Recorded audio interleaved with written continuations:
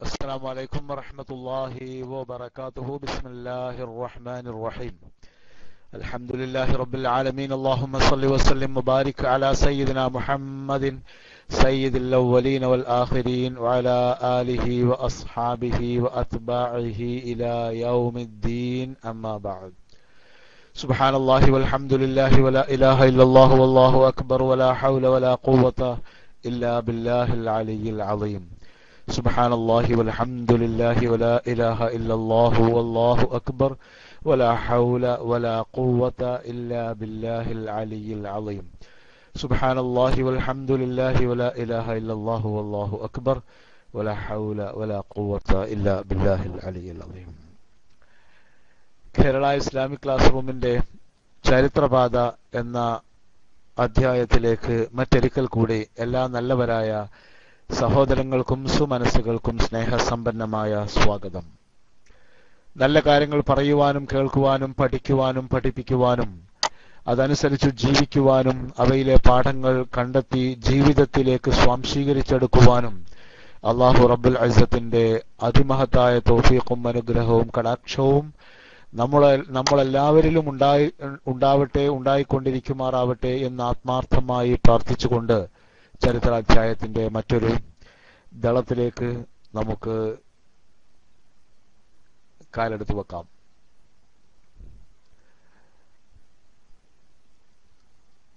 ചരിത്രപാതയിൽ നാം ഇപ്പോൾ പറഞ്ഞുകൊണ്ടിരിക്കുന്നത്, നാം പഠിച്ചും പരിചയപ്പെട്ടും കൊണ്ടിരിക്കുന്നത് മഹാനായ ദുന്നൂറൈൻ ഉസ്മാൻ ബിൻ അഫ്ഫാൻ റളിയല്ലാഹു തആല അൻഹുവിനെയാണ്. കഴിഞ്ഞ 2 അധ്യായങ്ങളിലായി അദ്ദേഹത്തിന്റെ ജീവിതത്തിന്റെ ആദ്യകാലങ്ങൾ നാം പറയുകയുണ്ടായി. അദ്ദേഹത്തിന്റെ ശ്രേഷ്ഠതകളും ഇസ്ലാമിൽ അദ്ദേഹത്തിന് കൽപ്പിക്കപ്പെട്ടിരിക്കുന്ന സ്ഥാനങ്ങളും പരിശുദ്ധമായ ഇസ്ലാമിന്റെ തണലിലേക്ക് അദ്ദേഹം കടന്നു വന്ന സാഹചര്യങ്ങളും എല്ലാം നാം ആദ്യത്തെ അധ്യായത്തിൽ പറഞ്ഞപ്പോൾ, 2ാമത്തെ അധ്യായത്തിൽ നാം അദ്ദേഹത്തിന്റെ കുടുംബജീവിതത്തിലേക്കാണ് പ്രവേശിച്ചത്.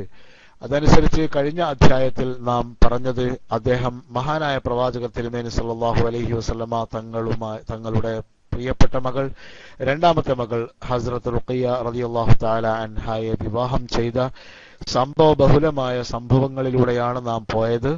അതിനിടയിൽ ഉസ്മാൻ ബിൻ അഫ്ഫാനിൽ നിന്നും നാം ഒരൽപ്പം മാറി സഞ്ചരിക്കേണ്ടതായി വരിക പോലും ഉണ്ടായി. കാരണം നബി തിരുമേനിയുടെ പ്രിയപ്പെട്ട മകളെ സംബന്ധിച്ചാണ് നമുക്ക് പറയാനുണ്ടായിരുന്നത്. ആ മകളെ പരിചയപ്പെടുത്തുമ്പോൾ അവരുടെ ജീവിതത്തിലെ ആദ്യ വിവാഹത്തെ സംബന്ധിച്ചും, അപ്പോൾ നബിയുടെ മക്കളിൽ ആദ്യത്തെ മകളായ സൈനബ് റളിയല്ലാഹു തആല അൻഹയുടെ വിവാഹത്തെ സംബന്ധിച്ചും അങ്ങനെയുള്ള ചില പ്രവാചക കുടുംബകാര്യങ്ങൾ നമുക്ക് പറയേണ്ടതായി വന്നു. അതുകൊണ്ട് തന്നെ കഴിഞ്ഞ ആഴ്ചയിൽ നാം പറഞ്ഞ് അവസാനിപ്പിച്ചത്, നാം പറഞ്ഞു പിരിയുമ്പോൾ, സലാം ചൊല്ലി പിരിയുമ്പോൾ നാം പറഞ്ഞിരുന്നത് ഹസ്രത്ത് റുഖിയ റളിയല്ലാഹു തആല അൻഹയുടെ റുഖിയ റളിയല്ലാഹു തആല അൻഹ ഹസ്രത്ത് ഉസ്മാൻ ബിൻ അഫ്ഫാൻ റളിയല്ലാഹു തആല അൻഹുവിന്റെ ജീവിത സഖിയായി, മണവാട്ടിയായി എന്ന മഹത്തായ ചരിത്രമായിരുന്നു നാം പറഞ്ഞത്. ഇന്ന് അവിടെ നിന്നാണ് നമുക്ക് ആരംഭിക്കേണ്ടത്. മറ്റൊരിക്കൽ കൂടെ എല്ലാവർക്കും സ്വാഗതം നേരുകയാണ്. മഹാനായ ഉസ്മാൻ ബിൻ അഫ്ഫാൻ റളിയല്ലാഹു തആല അൻഹുവിന്റെയും റുഖിയ റളിയല്ലാഹു തആല അൻഹയുടെയും കുടുംബജീവിതത്തെ സംബന്ധിച്ച് നാം പറഞ്ഞ് അവസാനിപ്പിക്കുമ്പോൾ നാം പറഞ്ഞത്, നാം പ്രതീക്ഷിച്ചതുപോലെയുള്ള വളരെ മധുര മനോജ്ഞമായ ഒരു കുടുംബജീവിത സാഹചര്യമായിരുന്നില്ല അല്ലാഹു സുബ്ഹാനഹു വ തആല സാമൂഹികമായി അവർക്ക് വിധിച്ചത്. എന്തുകൊണ്ടെന്നാൽ മഹാനായ നബി തിരുമേനി സല്ലല്ലാഹു അലൈഹി വസല്ലമ തങ്ങൾ മാനുഷികത്തിന്റെ മഹാചാര്യനായി ലോകത്തേക്ക് കടന്നു വരികയും അള്ളാഹുവിന്റെ റിസാലത്ത് ഏറ്റെടുക്കുകയും ചെയ്ത ഒരു സാഹചര്യത്തിലായിരുന്നു ഈ വിവാഹം നടന്നത് എന്ന് നമ്മൾ പറയുകയുണ്ടായി. മഹാനായ റസൂൽ കരീം സല്ലല്ലാഹു അലൈഹി വസല്ലമ തങ്ങളെ അള്ളാഹു സുബ്ഹാനഹു വ തആല തന്റെ 40ാമത്തെ വയസ്സിൽ ലോകത്തിന്റെ അന്ത്യപ്രവാചകനായി നിശ്ചയിക്കുകയും തെരഞ്ഞെടുക്കുകയും ചെയ്തു. അതിനുശേഷം നബി സല്ലല്ലാഹു അലൈഹി വസല്ലമ തങ്ങൾ തന്റെ നാടായ മക്കയിൽ വളരെ സ്വകാര്യമായി കൊണ്ടുള്ള, വളരെ രഹസ്യമായി കൊണ്ടുള്ള ഇസ്ലാമിക പ്രബോധന പ്രവർത്തനങ്ങൾക്കാണ് തുടക്കം കുറിച്ചത് എന്ന് നമ്മളെല്ലാവരും മനസ്സിലാക്കിയിട്ടുണ്ട്.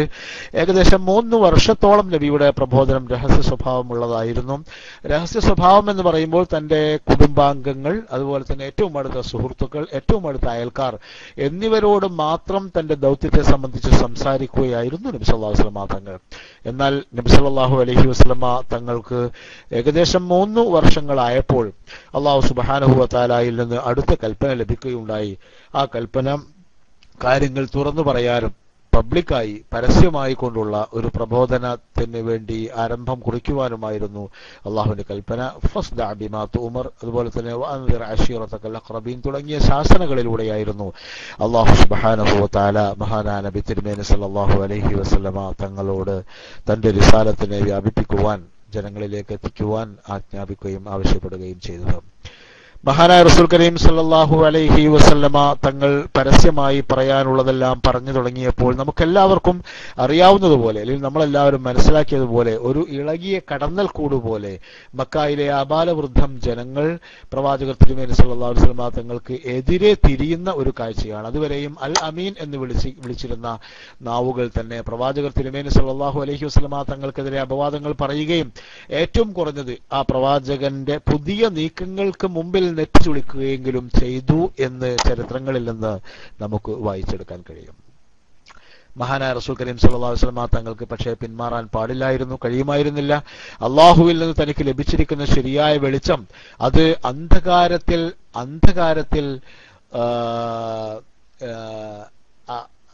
ആഴ്ന്നുകിടക്കുന്ന ഒരു ലോകത്തെ കൈപ്പിടിക്കുവാനും അവർക്ക് മാർഗം കാണിക്കുവാനുമുള്ള മാർഗദീപമാണ് എന്ന് നബി തിരുമേനി സല്ലല്ലാഹു അലൈഹി വസല്ലമ തങ്ങൾക്കറിയാം. അതുകൊണ്ട് തന്നെ എല്ലാതരം എതിർപ്പുകളെയും അവഗണിച്ചുകൊണ്ട്, തൃണവൽക്കരിച്ചുകൊണ്ട് മുന്നോട്ട് പോകുവാൻ തന്നെ നബി തിരുമേനി സല്ലല്ലാഹു അലൈഹി വസല്ലമ തങ്ങൾ തീരുമാനിക്കുകയായിരുന്നു. മക്കായിലെ ജനങ്ങളെ സംബന്ധിച്ചിടത്തോളം അവർ തീർത്തും അപരിചിതമായ ഒരു ശബ്ദമാണ് നബിയിൽ നിന്ന് കേൾക്കുന്നത്. അതാണ് അവരുടെ ഏറ്റവും പ്രധാനപ്പെട്ട പ്രശ്നവും. അവരെ സംബന്ധിച്ചിടത്തോളം അവർക്ക് ഓർത്തെടുക്കാനും വായിച്ചെടുക്കാനും അന്വേഷിച്ചറിയാനും കണ്ടെത്താനും ഒക്കെ കഴിയുന്ന തരത്തിലുള്ള അവരുടെ പാരമ്പര്യം എന്ന് പറയുന്നത്, ആ പാരമ്പര്യത്തിലൊക്കെ കാണുന്ന ഒരു ജീവിത രീതിയിലാണ് അവർ ജീവിച്ചു പോകുന്നത്. അതിൽ വിഗ്രഹാരാധനയുണ്ട്, അതിൽ ദൈവവിശ്വാസമുണ്ട്, അതിൽ പക്ഷേ ഏകദൈവം എന്ന ഒരു സങ്കല്പം അതിലില്ല. എന്നാലും അവരെല്ലാം ഇബ്രാഹിം നബിയുടെ ആൾക്കാരാണ്, ഇസ്മായിൽ നബിയുടെ ആൾക്കാരാണ്. ഇബ്രാഹിം നബിയുടെയും ഇസ്മായിൽ നബിയുടെയും ഇബ്രാഹിമിയത്ത് എന്ന് പറയുന്ന, മില്ലത്ത് ഹനീഫിയത്ത് എന്ന് പറയുന്ന മാർഗം അവരുടെ മനസ്സിലൊക്കെ ഉണ്ട്. പക്ഷേ ഒരുപാട് പൊടികൾ വീണുകൊണ്ട്, അല്ലെങ്കിൽ ഒരുപാട് അപജയങ്ങൾക്ക് വിധേയമായിക്കൊണ്ട് അതെല്ലാം കളകേറി കാടുപിടിച്ച ഒരു സാഹചര്യത്തിലായിരുന്നു നബി തിരുമേനി സല്ലല്ലാഹു അലൈഹി വസല്ലമ തങ്ങൾ വരുന്ന ആ കാലഘട്ടത്തിൽ.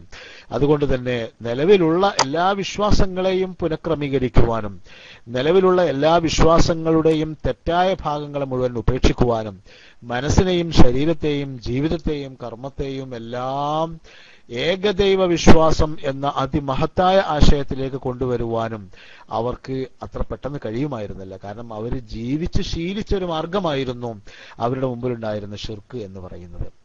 അതുകൊണ്ട് തന്നെ അവരുടെ മനസ്സിൽ ആദ്യമായി തന്നെ ഉണ്ടായ വികാരം എന്ന് പറയുന്നത് ഒരുതരം പ്രതികാര മനോഭാവമായിരുന്നു എന്നാണ്. അതുകൊണ്ട് നബി സല്ലല്ലാഹു അലൈഹി വസല്ലമ തങ്ങൾക്കെതിരെയും നബിയുടെ മിഷനെതിരെയും അവർ രംഗത്ത് വരുന്ന ഒരു കാഴ്ചയാണ് ചരിത്രത്തിൽ പിന്നെ കാണാൻ കഴിയുന്നത്. എന്നാൽ അതേസമയം ഒരു ഭാഗത്ത് മഹാനായ നബി സല്ലല്ലാഹു അലൈഹി വസല്ലമ തങ്ങളെ ശരിക്കും മനസ്സിലാക്കാനും ഉൾക്കൊള്ളാനും കഴിഞ്ഞ ആൾക്കാർ ഹസ്രത്ത് അബൂബക്കർ സിദ്ദീഖ് റളിയല്ലാഹു തആല അൻഹു മുതൽ ഉസ്മാൻ ബിൻ അഫ്ഫാൻ റളിയല്ലാഹു തആല അൻഹു മുതലുള്ള മഹാന്മാരായ മഹാരഥന്മാരായ മക്കായുടെ നേതാക്കന്മാർ, അവർ ഓരോ ദിനമായി ഇസ്ലാമിലേക്ക് കടന്നു വന്നുകൊണ്ടേയിരിക്കുകയാണ് താനും. അപ്പം അങ്ങനെയുള്ള ഒരു ആശാവഹമായ മുന്നേറ്റം ഇസ്ലാമിക പരിപ്രേക്ഷ്യത്തിൽ തീർച്ചയായും മക്കായിൽ നടന്നുകൊണ്ടിരിക്കുന്നുണ്ട്. എന്നാൽ അതിനേക്കാളേറെ എല്ലാം വലിയ ഒരു ജനവിഭാഗമായിരുന്നു ഇസ്ലാമിനെതിരെ ഉണ്ടായിരുന്നത്. അതുകൊണ്ട് തന്നെ മഹാനായ നബി തിരുമേനി സല്ലല്ലാഹു അലൈഹി വസല്ലമ തങ്ങളുടെ രണ്ടാമത്തെ മകൾ ഹസ്രത്ത് റുഖിയ റളിയല്ലാഹു തആല അൻഹായുമായുള്ള വിവാഹം ഒക്കെ നടക്കുമ്പോഴും അത് കഴിഞ്ഞ ഉടനെയുമെല്ലാം വല്ലാത്ത തരത്തിലുള്ള പ്രയാസങ്ങളാണ് ഉസ്മാൻ ബിൻ അഫ്ഫാൻ റളിയല്ലാഹു അൻഹു അടക്കമുള്ള ഇസ്ലാമിക സമൂഹം, മുസ്ലിങ്ങൾ മക്കായിൽ അനുഭവിക്കേണ്ടി വന്നത് എന്ന് ചിലത് നമുക്ക് കാണാൻ കഴിയും. ഉസ്മാൻ ബിൻ അഫ്ഫാൻ റളിയല്ലാഹു തആല അൻഹുവിനെ നാം പരിചയപ്പെട്ടപ്പോൾ നാം കാണുകയുണ്ടായി, അദ്ദേഹത്തിന്റെ ജീവിതകാലത്തിൽ എന്നും അദ്ദേഹം പണക്കാരനായിരുന്നു. അദ്ദേഹം മക്കായിലെ ഖുറൈശി കുടുംബാംഗമാണ്. അദ്ദേഹം മക്കായിലെ ഏറ്റവും പ്രധാനപ്പെട്ട ആൾക്കാരുടെ കൂട്ടത്തിൽപ്പെട്ട ആളാണ്. എന്നിട്ട് പോലും അങ്ങനെയുള്ള വളരെ പ്രധാനപ്പെട്ട ആൾക്കാർക്ക് പോലും രക്ഷയില്ലാത്ത ഒരു സാഹചര്യമായിരുന്നു അവിടെ ഉണ്ടായിരുന്നത്. അതുകൊണ്ട് തന്നെ അവർ വല്ലാതെ വിഷമിച്ച ഒരു സാഹചര്യമായിരുന്നു അത്. ഈ സന്ദർഭത്തിൽ അല്ലാഹു സുബ്ഹാനഹു വ തആല മറ്റൊരു ഭാഗത്ത് സത്യവിശ്വാസികളായ ആൾക്കാർക്ക് ആവശ്യമായ, അവർക്ക് സാധാരണഗതിയിൽ ഒരു മുസ്ലിമായി ജീവിച്ചു പോകാൻ ആവശ്യമായതിലധികം ആവശ്യമായ ധൈര്യവും സ്ഥൈര്യവും എല്ലാം ആവശ്യമായ ഒരു ഘട്ടമായിരുന്നു ആ ഘട്ടം എന്ന് പറയുന്നത്. അതുകൊണ്ട് തന്നെ അള്ളാഹുവിന്റെ ഭാഗത്തിൽ നിന്ന് സത്യവിശ്വാസികളായ ആൾക്കാർക്ക് ആവശ്യമായ ശക്തമായ തെർബിയത്ത് ഒരു ഭാഗത്ത് ജിബ്രീൽ അലൈഹി ഇസ്ലാമിലൂടെ അല്ലാഹു സുബ്ഹാനഹു വ തആല പരിശുദ്ധ കലാമിലൂടെ ഇറക്കിക്കൊണ്ടേയിരിക്കുകയും ചെയ്യുകയായിരുന്നു. ഈ സന്ദർഭത്തിലാണ് ഒരു സൂറത്തുൽ കഹ്ഫിന്റെ പല ഭാഗങ്ങളും പറഞ്ഞത്, പ്രത്യേകിച്ചും ആദ്യ ഭാഗം അല്ലെങ്കിൽ അതിന്റെ കാണ്ഡഭാഗം എന്ന് പറയാം. സൂറത്തുൽ കഹ്ഫ് എന്ന് പറയുന്നത്, കഹ്ഫ് എന്ന് പറയുന്നത് ഗുഹ എന്നാണ്. ഈ സൂറത്തിന്റെ പ്രധാന പരാമർശം ബനു ഇസ്രായേൽക്കാരിൽ ഉണ്ടായ ഒരു സംഭവമാണ്. അവരിലെ ക്രൂരനായ ദുഷ്ടനായ ഒരു രാജാവിന്റെ ദുഷ്ചെയ്തികളെ ഭയപ്പെട്ടുകൊണ്ടും അതുപോലെ തന്നെ തങ്ങളുടെ മനസ്സിന്റെ ഉള്ളിലുള്ള ഏകദൈവ വിശ്വാസത്തെ സംരക്ഷിക്കുവാൻ വേണ്ടിയും രാജാവിനെയും നാടിനെയും നാട്ടുകാരെയും സ്വന്തം ബന്ധങ്ങളെയും എല്ലാം ഉപേക്ഷിച്ചുകൊണ്ട് ഒരു ഗുഹയിൽ അഭയം തേടുകയും ഒരുപാട് കാലം അല്ലാഹു സുബ്ഹാനഹു വ തആല അവരെ ഉറക്കിക്കിടക്കുകയും പിന്നീട് അവരെ പുനർജനിപ്പിക്കുകയൊക്കെ ചെയ്ത സംഭവമാണ്. ആ സംഭവം നമുക്ക് എല്ലാവർക്കും അറിയാവുന്നതാണ്. അങ്ങനെ ഗുഹാവാസികളുടെ ചരിത്രമാണ് പരിശുദ്ധമായ സൂറത്തുൽ കഹ്ഫ് പറയുന്നത്. ഇത് വളരെ വ്യക്തമായൊരു സൂചനയായിരുന്നു. മക്കായിലുള്ള മുസൽമാന്മാരായ ഉസ്മാൻ ഇബ്നു അഫ്ഫാൻ റളിയല്ലാഹു അൻഹു അടക്കമുള്ള സഹാബിവരന്മാരെ ഈ ആയത്ത് അല്ലെങ്കിൽ ഈ ഖുർആനിക ചരിത്രം പഠിപ്പിക്കുന്നത് ഇസ്ലാമിന്റെ പക്ഷത്ത് നിൽക്കുമ്പോൾ, തൗഹീദിന്റെ പക്ഷത്ത് നിൽക്കുമ്പോൾ തീർച്ചയായും പലതരം വെല്ലുവിളികൾ ഉണ്ടാവും. ഭൗതികതയുടെ വെല്ലുവിളികൾ. ആ വെല്ലുവിളികൾ എന്ന് പറയുന്നത് പലപ്പോഴും സഹിക്കാൻ കഴിയാത്ത വിധത്തിലുള്ളവരെ ആയേക്കാം. പക്ഷെ അതിനെയെല്ലാം നേരിടുക എന്നതാണ് സത്യവിശ്വാസികളുടെ പാരമ്പര്യം. ഒരു പാരമ്പര്യത്തിന്റെ കണ്ണിയാണ് അല്ലാഹു സുബ്ഹാനഹു വ തആല വിളിച്ചു ചേർക്കുന്നത്. നിങ്ങളുടെ മുൻഗാമികളായിരുന്ന സമൂഹമായ ഇസ്രായേൽ സന്തതികളിൽ അള്ളാഹുവിൽ അടിയുറച്ച് വിശ്വസിച്ചിരുന്നവരായ ഗുഹാവാസികളായ ചെറുപ്പക്കാരായ യുവാക്കൾ, ആ യുവാക്കൾ അവരുടെ വിശ്വാസത്തെ സംരക്ഷിക്കുവാൻ വേണ്ടി അവർ നടത്തിയ മഹത്തായ ജീവിത ത്യാഗത്തെയാണ് ആ സംഭവം പറയുന്നത്. അതുകൊണ്ട് തന്നെ ആ ചരിത്രം പറയുക വഴി അള്ളാഹു സുബ്ഹാനഹു വ തആല ലക്ഷ്യമാക്കിയേക്കാവുന്ന മറ്റൊരു ഉദ്ദേശ്യം എന്ന് പറയുന്നത് അവരെ പോലെ നിങ്ങൾക്കും പ്രയാസങ്ങൾ ഉണ്ടാവും, നിങ്ങൾക്കും വെല്ലുവിളികൾ ഉണ്ടാവും. അതുകൊണ്ട് ആ വെല്ലുവിളികളെയും പ്രയാസങ്ങളെയും എല്ലാം നേരിടുവാനുള്ള ഒരു മാനസികമായ ധൈര്യവും ഈമാനികമായ ഒരു സ്ഥൈര്യവുമെല്ലാം തീർച്ചയായും നിങ്ങൾക്ക് ഉണ്ടാവേണ്ടത് അനിവാര്യമാണ്, ആയിത്തീരും എന്നൊക്കെയുള്ള ഒരു സൂചന അല്ലാഹു സുബ്ഹാനഹു വ തആല നൽകുകയായിരുന്നു. ഇത് കഴിഞ്ഞ് അധികം വൈകാതെയായിരുന്നു സൂറ അൻ-നഹൽ അധ്യായത്തിലെ 41-ാമത്തെ ആയത്ത് ഇറങ്ങിയത് എന്നാണ്. ആ ആയത്ത് ഇങ്ങനെയാണ്: വല്ലദീന ഹാജറു ഫില്ലാഹി മിൻ ബഅദി മാ ളുലിമു ലനുബവ്വിഅന്നഹും ഫിദ്ദുനിയാ ഹസന വലഅജ്റുൽ ആഖിറതി അക്ബറു ലൗ കാനൂ യഅലമൂൻ എന്നാണ്. സൂറത്തുൽ നഹൽ അല്ലാഹു സുബ്ഹാനഹു വ തആല ഈ ആയത്തിലൂടെ പറയുന്നത് അല്ലാഹുവിന് വേണ്ടി പലായനം ചെയ്യുന്നവരായ ആൾക്കാർ ആക്രമിക്കപ്പെട്ടതിന്റെ പേരിൽ, ക്രൂരമായ അക്രമങ്ങൾ ഏറ്റുവാങ്ങേണ്ടി വന്നതിന്റെ പേരിൽ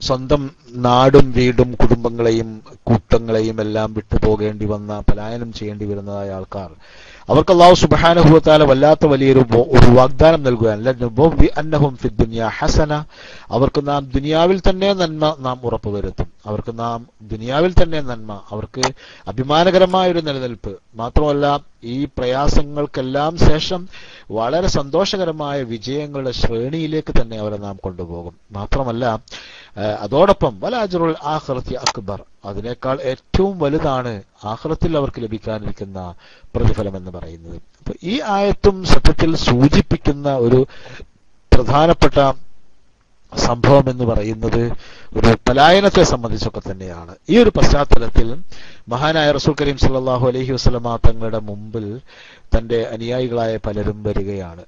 അവരെല്ലാം വന്നുകൊണ്ട് നബിയോട് പറയുകയാണ്: നബിയെ, സഹിക്കാൻ കഴിയാത്ത വിധത്തിലുള്ള വേട്ടയാടലുകളാണ് ഞങ്ങൾ നേരിട്ട് കൊണ്ടിരിക്കുന്നത്.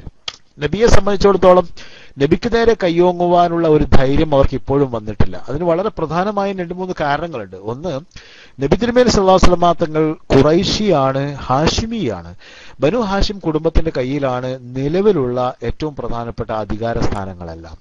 അതുകൊണ്ട് തന്നെ മക്കായിലെ ഏറ്റവും വലിയൊരു പ്രഭു കുമാരൻ എന്ന അർത്ഥത്തിലാണ് നബി തിരുമേനി സല്ലല്ലാഹു അലൈഹി വസല്ലം തങ്ങൾ ഉള്ളത്. അതുകൊണ്ട് നബിക്കെതിരെ എന്തെങ്കിലുമൊക്കെ ചെയ്യുമ്പോൾ സ്വാഭാവികമായും മക്കായുടെ ഏറ്റവും പ്രധാനപ്പെട്ട കുടുംബമായ ബനു ഹാഷിം കുടുംബത്തിന്റെയും ബനു അബ്ദു മനാഫിന്റെയും ഒക്കെ ശക്തമായ എതിർപ്പ് ഉണ്ടായേക്കാം. അതുകൊണ്ട് തന്നെ പെട്ടെന്ന് തന്നെ നബിക്ക് നേരെ കൈ നീട്ടാൻ അല്ലെങ്കിൽ വളരെ ശക്തമായി കൈനീട്ടാൻ ആരും തയ്യാറാകുന്നില്ല. ഒന്നാമത്തെ കാരണം അത്. രണ്ടാമത്തെ കാരണം മഹാനായ നബി തിരുമേനി സല്ലല്ലാഹു അലൈഹി വസല്ലം തങ്ങൾ ഖദീജ ബീവി റളിയല്ലാഹു തആല അൻഹയുടെ ഭർത്താവാണ് എന്ന പ്രത്യേകതയാണ്. ഖദീജ ബീവിയോട് കടപ്പാടില്ലാത്ത ഒരാളും, ഇത് ഒരു പക്ഷേ ബഹുമാനത്തിന്റെ പേരിലെങ്കിലും ആവാം, അല്ലെങ്കിൽ സാമ്പത്തികമാണ് ഏറ്റവും അധികം. മക്കയിലെ അക്കാലത്തെ 2/3 വിഭാഗം ജനങ്ങളുടെയും സാമ്പത്തിക സ്രോതസ്സിന്റെ അസ്ഥിവാരത്തിന്റെ നല്ലൊരു ശതമാനം ഖദീജ ബിൻത് ഖുവൈലിദ് റളിയല്ലാഹു തആല അൻഹയുടേതായിരുന്നു എന്നാണ് ചരിത്രം പറയുന്നത്. അതുകൊണ്ട് ഖദീജ റളിയല്ലാഹു അൻഹ ജീവിച്ചിരിക്കുന്ന ഒരു സാഹചര്യത്തിൽ അവരുടെ ഭർത്താവായ മുഹമ്മദ് സ്വല്ലല്ലാഹു അലൈഹി വസല്ലം തങ്ങൾക്ക് നേരെ എന്തെങ്കിലും ചെയ്യാൻ എല്ലാവരും ഭയപ്പെട്ടിരുന്നു എന്നാണ്. മൂന്നാമത്തെ കാര്യം, അബൂ ത്വാലിബ് വളരെ സ്റ്റേണായി നിൽക്കുന്നു എന്നതാണ്. അബൂ ത്വാലിബിനെ സംബന്ധിച്ചിടത്തോളം അബൂ ത്വാലിബ് മക്കയെ കാണുന്നു, അനുഭവിക്കുന്നു, മക്കയിൽ ഒരാളായി അബൂ ത്വാലിബ് ജീവിക്കുന്നു എന്നതൊക്കെ ശരിയാണെങ്കിൽ തന്നെയും ഒരു ഭാഗത്ത് മക്കയിൽ തന്റെ സ്വന്തം മക്കളായവർക്ക് പോലും നൽകാത്ത ഒരു തരം മനസ്സും മനസ്ഥിതിയും അബൂ താലിബ് മുഹമ്മദ് നബി സല്ലല്ലാഹു അലൈഹി വസല്ലം തങ്ങൾക്ക് നൽകുന്നുണ്ട്. ആ സ്നേഹം വല്ലാത്ത തീക്ഷ്ണമായ സ്നേഹമാണ്, അതിനെല്ലാവർക്കും ഭയമാണ്. അതുകൊണ്ട് തന്നെ മുഹമ്മദ് സല്ലല്ലാഹു അലൈഹി വസല്ലം തങ്ങൾക്കെതിരെ ഒരു നീക്കം ഉണ്ടായാൽ അത് അബൂ താലിബ് എങ്ങനെ അത് റിയാക്ട് ചെയ്യും എന്നത് വല്ലാത്ത ഒരു ആശങ്ക തന്നെയായിരുന്നു. ഇത്തരം ചില കാരണങ്ങളാൽ നബി തിരുമേനി സല്ലല്ലാഹു അലൈഹി വസല്ലം തങ്ങൾക്കെതിരെ ഉള്ള നീക്കങ്ങൾ അവർ അത്ര ശക്തിപ്പെടുത്തില്ല. എന്നാൽ ദുർബലരാണെങ്കിലും അല്ലാത്തവരാണെങ്കിലും സത്യവിശ്വാസികളായ മുസ്ലിമാന്മാർക്കെതിരെയുള്ള നീക്കങ്ങൾ വളരെ ശക്തമാക്കിയ ഒരു സാഹചര്യമായിരുന്നു നുബുവത്തിന്റെ 5ാം വർഷമൊക്കെ. ഈ സാഹചര്യത്തിലാണ് മഹാനായ നബി തിരുമേനി സല്ലല്ലാഹു അലൈഹി വസല്ലം തങ്ങൾ അള്ളാഹുവിൽ നിന്നുള്ള കൽപ്പന പ്രകാരം, അള്ളാഹുവിൽ നിന്നുള്ള അനുമതി പ്രകാരം തന്റെ ജന്മനാട്ടിൽ വേട്ടയാടപ്പെടുന്ന തന്റെ അനുയായികൾക്ക് ഒരു താൽക്കാലികമായ ആശ്വാസത്തിന്റെയും മോചനത്തിന്റെയും കവാടം ദൂരേക്ക് വിരൽ ചൂണ്ടിക്കാണിച്ചു കൊടുത്തത് അത് എത്യോപ്യയിലേക്ക്, അബസീനിയയിലേക്ക് ഹിജ്റ പോകുക എന്നതായിരുന്നു എന്നാണ്. ഹിജ്റയെ സംബന്ധിച്ചുള്ള സൂചനകൾ വ്യക്തമായും വന്നു എന്ന് നമ്മൾ നേരത്തെ പറയുകയുണ്ടായി. സൂറത്തുൽ കഹ്ഫിൽ കാര്യങ്ങൾ വളരെ വ്യക്തമായി പറഞ്ഞു. അതുപോലെ തന്നെ അല്ലാഹു സുബ്ഹാനഹു വ തആല കാലത്തിൽ ഇറങ്ങിയ മുൻഗാമികളായ ആൾക്കാർക്ക് നേരിടേണ്ടി വന്ന, സത്യവിശ്വാസികളായ ആൾക്കാർക്ക് നേരിടേണ്ടി വന്ന പരീക്ഷണങ്ങൾ, തീക്ഷ്ണമായ ജീവിതാനുഭവങ്ങൾ ഇതെല്ലാം പറയുകയുണ്ടായി. വമാ നഖമൂ മിൻഹും ഇല്ലാ അൻ യുമിനു ബില്ലാഹിൽ അസീസിൽ ഹമീദ് തുടങ്ങിയ ആയത്തുകളൊക്കെ തന്നെയും ഈ ഒരു പശ്ചാത്തലത്തിൽ ഇറങ്ങിയ ആയത്തുകളാണ് എന്ന് ചരിത്രം നമ്മെ പഠിപ്പിക്കുന്നുണ്ട്. ഏതായിരുന്നാലും നബി തിരുമേനി സല്ലല്ലാഹു അലൈഹി വസല്ലം തങ്ങൾ പറഞ്ഞു, നിങ്ങൾ അബിസീനിയയിലേക്ക് തൽക്കാലം മാറി നിൽക്കുക, അതാണ് ഇപ്പോൾ തൽക്കാലം നമുക്ക് നല്ലത്. കാരണം പ്രതികരിക്കുക എന്ന് പറയുന്നത്, അല്ലെങ്കിൽ പ്രതിരോധിക്കുക എന്ന് പറയുന്നതോ അല്ലെങ്കിൽ തിരിച്ചടിക്കുക എന്ന് പറയുന്നതോ ഒന്നും അള്ളാഹു ഇതുവരെയും അനുവദിച്ചിട്ടില്ല. അതുകൊണ്ട് തന്നെ ഈ പ്രയാസങ്ങൾ നേരിടാൻ നമുക്ക് കഴിയാതെ വരുന്നത് കൊണ്ട് നമുക്ക് നമ്മുടെ വിശ്വാസത്തെ സംരക്ഷിക്കാൻ വേണ്ടി സുരക്ഷിതമായ ഒരു സ്ഥലത്തേക്ക് തൽക്കാലം മാറി താമസിക്കാം എന്നായിരുന്നു. അതുകൊണ്ട് നബി സല്ലല്ലാഹു അലൈഹി വസല്ലം തങ്ങൾ സഹാബിമാരോട്, അക്കാലത്തെ ഏറ്റവും പ്രധാനികളായ മുസൽമാന്മാരോട് അബിസീനിയയിലേക്ക് ഹിജ്റ പോകുവാൻ കൽപ്പിച്ചു എന്നാണ്. അബിസീനിയയിലേക്കുള്ള ആദ്യത്തെ ഹിജ്റയുടെ കാലം ചരിത്രം പറയുന്നത് നുബുവത്തിന്റെ 5ാം വർഷം റജബ് മാസത്തിലായിരുന്നു എന്നാണ്. നബി സല്ലല്ലാഹു അലൈഹി വസല്ലം തങ്ങൾ അവരോട് പോകാൻ പറയുന്നത് അബിസീനിയയിലേക്കാണ്. അതിനതിന്റെ ചില കാരണങ്ങളുണ്ട് എന്നാണ്. അതിന് ഡിപ്ലോമസി, നബിയുടെ ഡിപ്ലോമസിയുടെ ഏറ്റവും പ്രധാനപ്പെട്ട ഒരു ഭാഗമായിട്ട് അബിസീനിയയിലേക്കുള്ള ഈ നിർദ്ദേശത്തെ പറയുന്നുണ്ട്. നബി സല്ലല്ലാഹു അലൈഹി വസല്ലം തങ്ങൾ അബിസീനിയയെ ഹിജ്റയുടെ സ്ഥലമായി തിരഞ്ഞെടുക്കാൻ ഒരുപാട് കാരണങ്ങൾ പറയുന്നുണ്ട്. അത് വളരെ പ്രധാനപ്പെട്ട ആധുനിക ചരിത്ര പണ്ഡിതന്മാർ അതൊക്കെ അനലൈസ് ചെയ്തതായിട്ട് നമുക്ക് കാണാൻ കഴിയും അവരുടെ ഗ്രന്ഥങ്ങളിൽ. അതിലേറ്റവും പ്രധാനമായത് നബി തിരുമേനി സല്ലല്ലാഹു അലൈഹി വസല്ലം തങ്ങൾ അവരോട് പറയുമ്പോൾ വ്യക്തമായും പറഞ്ഞ വാചകം തന്നെയാണ്, ഫഇന്ന ബിഹാ മലികൻ ലാ യുദ്ലമു ഇൻദഹു അഹദ്. അവിടെ ഒരു രാജാവുണ്ട്, അവിടെ ഒരാളും അനാവശ്യമായി അകാരണമായി ആക്രമിക്കപ്പെടുകയില്ല. അതുകൊണ്ട് തന്നെ ഹത്താ യജഅലല്ലാഹു ലഹും ഫറജൻ മിമ്മാ ഹും ഫീഹി, മുസ്ലിമീങ്ങൾക്ക് അവർ ഇപ്പോൾ നിലനിൽക്കുന്ന പ്രയാസങ്ങളിൽ നിന്നുള്ളൊരു മോചനം ഉണ്ടാകുന്നത് വരേക്കും, അള്ളാഹു ഒരു മോചനം കാണിച്ചു കൊടുക്കുന്നത് വരേക്കും നിങ്ങൾ അബിസീനിയയിലേക്ക് പോവുക എന്ന് അള്ളാഹുവിന്റെ റസൂൽ പറയുകയുണ്ട്. അപ്പോൾ ഒന്ന് അവിടുത്തെ രാജാവിന്റെ ഒരു പ്രത്യേകത തന്നെയാണ്. അവിടുത്തെ രാജാവിന്റെ സ്ഥാനപ്പേര് നജാഷി എന്നാണ് എന്ന് നമുക്കെല്ലാവർക്കും അറിയാം. നജാഷി രാജാക്കന്മാരാണ് അവിടെ ഭരിച്ചിരുന്നത്. ആ കാലത്ത് ഭരിച്ചിരുന്ന നജാഷി രാജാവിന്റെ പേരിനെ പറ്റി അഭിപ്രായ വ്യത്യാസങ്ങളുണ്ട്. എന്തായിരുന്നാലും നജാഷി രാജാവാണ് ഭരിച്ചിരുന്നത്. നബി സല്ലല്ലാഹു അലൈഹി വസല്ലം കാലഘട്ടത്തിലാണ് ഈ നജാഷി രാജാവ് അവിടെ ഭരണം നടത്തിയിരുന്നത്. അദ്ദേഹം പിൽക്കാലത്ത് ഇസ്ലാം മതം സ്വീകരിക്കുകയുണ്ടായി. അത് ചരിത്രത്തിന്റെ മറ്റൊരു ഭാഗമാണ്. നമ്മളെ സംബന്ധിച്ചിടത്തോളം വളരെ പ്രധാനപ്പെട്ട ചരിത്രം നാം ഉസ്മാൻ ബിൻ അഫ്ഫാൻ റളിയല്ലാഹു തആലയെ പറ്റിയാണ് പറഞ്ഞു പോകുന്നത്. അനിവാര്യമായി നമുക്ക് ചിലപ്പോഴൊക്കെ ഇങ്ങനെ പല അധ്യായങ്ങളിലേക്കും പോകേണ്ടി വരും എങ്കിൽ തന്നെയും കൂടുതലായി നമുക്ക് വഴി മാറി സഞ്ചരിക്കുമ്പോൾ നമ്മൾ പ്രധാനപ്പെട്ട വിഷയം നഷ്ടപ്പെട്ടു പോകുന്നതുകൊണ്ട് ഞാൻ ഇപ്പോൾ അതിലേക്ക് പോകാൻ ആഗ്രഹിക്കുന്നില്ല. ജാഷി രാജാവിനെ പറ്റിയും മറ്റുമൊക്കെ ഇൻഷാ അല്ലാഹ് ചരിത്രപാതയിൽ നമുക്ക് പരിചയപ്പെടാൻ ശ്രമിക്കാം. അപ്പൊ ഒന്നാമത്തെ കാര്യം അത് തന്നെയാണ്. അവിടുത്തെ രാജാവ് വളരെ മാന്യമായ ഒരു രാജാവാണ്, മാന്യനായ രാജാവാണ്. ലാ യുളമു ഇൻദഹു അഹദൻ. നബി വ്യക്തമായി പറയുകയുണ്ടായി, അവിടെ ഒരാളും അന്യായമായി ആക്രമിക്കപ്പെടുകയില്ല. അത് വളരെ പ്രധാനപ്പെട്ട ഒരു കാര്യമാണത്. രണ്ടാമത്തെ കാര്യം, ഇത് ക്രിസ്ത്യാനികളുടെ നാടാണ് എന്ന കാര്യമാണ്. റോമ സാമ്രാജ്യത്തിന്റെ കീഴിലുള്ള ഒരു പ്രദേശമാണ്. അക്കാലത്ത് രണ്ട് സാമ്രാജ്യങ്ങളാണ് ഉള്ളത്. ഇത് പേർഷ്യ, ഇറാഖ് കേന്ദ്രീകരിച്ചുള്ള ഇറാഖോ അല്ലെങ്കിൽ ഇറാനോ കേന്ദ്രീകരിച്ചുള്ള പേർഷ്യ, അതുപോലെ തന്നെ റോം കേന്ദ്രീകരിച്ചുള്ള റോമ സാമ്രാജ്യം. റോമ സാമ്രാജ്യം ക്രിസ്ത്യാനികളുടേതാണ്. പേർഷ്യ സാമ്രാജ്യം സൗരാഷ്ട്ര മതക്കാരുടേതാണ്, അഗ്നിയെ ആരാധിക്കുന്ന ആൾക്കാരുടേതാണ്. അപ്പോൾ ഈ രണ്ട് കൂട്ടക്കാരെ നോക്കുമ്പോൾ സ്വാഭാവികമായും താരതമ്യേന മെച്ചം ഏകദൈവ വിശ്വാസത്തിന്റെ ചില അംശങ്ങളൊക്കെ ഉള്ള ക്രിസ്ത്യാനികളാണ് കൂടുതൽ മെച്ചം എന്ന് വിശ്വാസ മതങ്ങൾ കാണുകയാണ്. മാത്രമല്ല ഈ സാഹചര്യത്തിൽ ചില പ്രത്യേകതയുണ്ട്. കാരണം ഈ ഇതിന് മുമ്പാണല്ലോ ആനക്കലഹ സംഭവം എന്ന് പറയുന്നത് അവരുടെ മനസ്സിൽ നിന്ന് മായാത്തൊരു സംഭവമാണ്. ആനക്കലഹ സംഭവം എന്ന് പറഞ്ഞാൽ വിശ്വാസ മതങ്ങൾ ജനിക്കുന്നതിന്റെ 50 ദിവസങ്ങൾക്ക് മുമ്പ് നടന്ന ഒരു സംഭവമാണ്.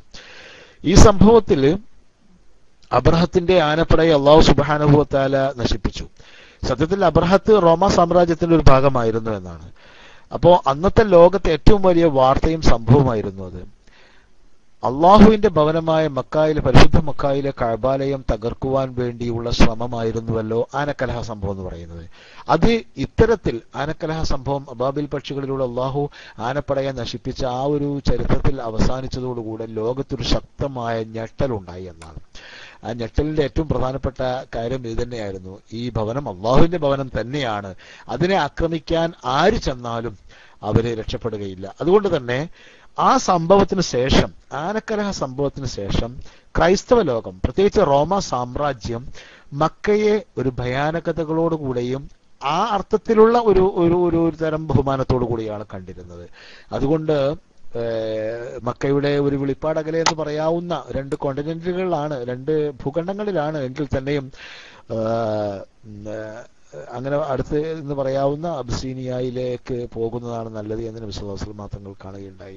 അതേസമയം തൊട്ടടുത്ത് യമൻ പോലുള്ള പ്രദേശങ്ങളൊക്കെ ഉണ്ട്. ഏഷ്യയിൽ തന്നെ ഉള്ള രാജ്യങ്ങളുണ്ട്, ഏഷ്യ മൈനറിലെ രാജ്യങ്ങളുണ്ട്, ഗൾഫ് രാജ്യങ്ങളൊക്കെ ഉണ്ട്. പക്ഷെ അവിടെയൊക്കെ ഇതൊരു പ്രശ്നം എന്ന് പറഞ്ഞാൽ അവിടെയൊക്കെ ആ കാലത്ത് ഈ സംഭവം നടക്കുന്ന നുബുവത്തിന് 5-ാം വർഷം ആ സമയത്തൊക്കെ ഏകദേശം ഒരു പേർഷ്യൻ ആധിപത്യത്തിന്റെ സമയമായിരുന്നു. അതുകൊണ്ട് പേർഷ്യയേക്കാൾ നല്ലത് റോമാണ് എന്ന അർത്ഥത്തിലാണ് നബി സല്ലല്ലാഹു അലൈഹി വസല്ലം തങ്ങൾ അങ്ങോട്ട് പോയത് എന്നാണ്. എന്തായിരുന്നാലും അള്ളാഹുവിന്റെ ദീനിനെ മനസ്സിന്റെ അകത്തളങ്ങളിൽ മുറുകെ പിടിക്കാനുള്ള ത്വരയും അഭിവാജ്ഞയും മനസ്സിലടക്കി പിടിച്ചുകൊണ്ട് അള്ളാഹുവിന്റെയും അള്ളാഹുവിന്റെ റസൂലിന്റെയും അനുവാദത്തോടുകൂടെ മഹാന്മാരായ സഹാബിവര്യന്മാർ അഭയം തേടി അബ്സീനിയയിലേക്ക് പലായനം ചെയ്യുവാൻ തീരുമാനിച്ചു. അവര് രഹസ്യമായും ചില ആൾക്കാരൊക്കെ പരസ്യമായി വാഹനത്തിൽ കയറിയും ഒക്കെ തന്നെയും പോയി എന്നാണ്. മക്കായുടെ ഏറ്റവും അടുത്തുള്ള ഒരു തീരപ്രദേശം വരെ അവിടെ പോയി. അവിടെ എത്തിയപ്പോൾ അവിടെ 2 കപ്പലുകൾ ഉണ്ടായിരുന്നു. ആ 2 കപ്പലുകളിൽ 1/2 ദീനാർ കൂലിക്ക് പകരമായിട്ട് കൂലി കൊടുത്തുകൊണ്ട് തന്നെ അവര് ആ കപ്പലിൽ പോയി എന്നാണ് ചരിത്രങ്ങൾ പറയുന്നത്. അതില് നമ്മൾ നേരത്തെ പറയുകയുണ്ടായി, നുബുവത്തിന്റെ 5-ാം വർഷം റജബ് മാസത്തിലായിരുന്നു ഈ ഹിജ്റയിൽ 11 പുരുഷന്മാരാണ് ഉണ്ടായിരുന്നത്. അവരിൽ 4 സ്ത്രീകളാണ് ഉണ്ടായിരുന്നത്.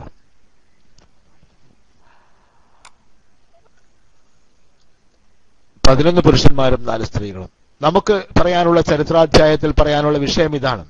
അള്ളാഹുവിൻ ദീനിനു വേണ്ടി ആദ്യമായി ഹിജ്റ പലായനത്തിനു വേണ്ടി തയ്യാറായ ഈ പുരുഷന്മാരുടെയും സ്ത്രീകളുടെയും കൂട്ടത്തിൽ ഒരാളായിരുന്നു മഹാനായ ഹസ്രത്ത് ഉസ്മാൻ ഇബ്നു അഫ്ഫാൻ ദുന്നൂറൈൻ റളിയല്ലാഹു അൻഹു.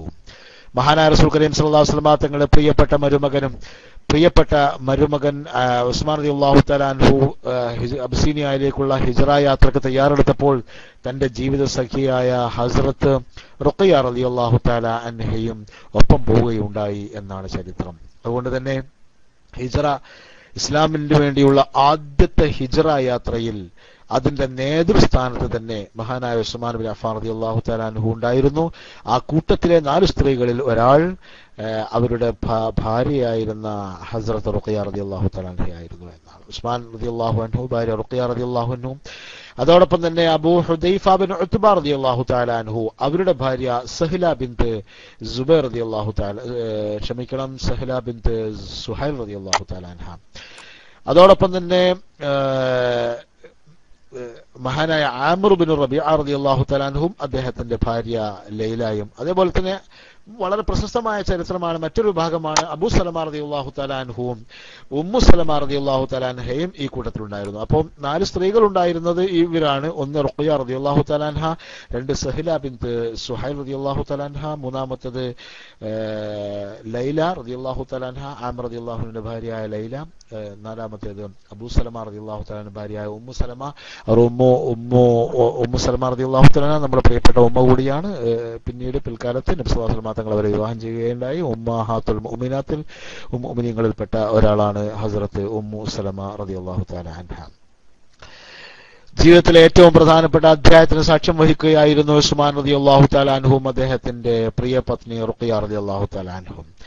മഹാനായ നബി സല്ലല്ലാഹു അലൈഹി വസല്ലമ തങ്ങൾ അഭിമാനപൂർവ്വം മകളെയും മരുമകനെയും സംബന്ധിച്ചു പറഞ്ഞു, ഇന്നഹുമാ അവ്വലു മൻ ഹാജറ ഇലല്ലാഹി ബഅദ ലൂത്ത് അലൈഹി സ്വലാത്തു വസ്സലാം.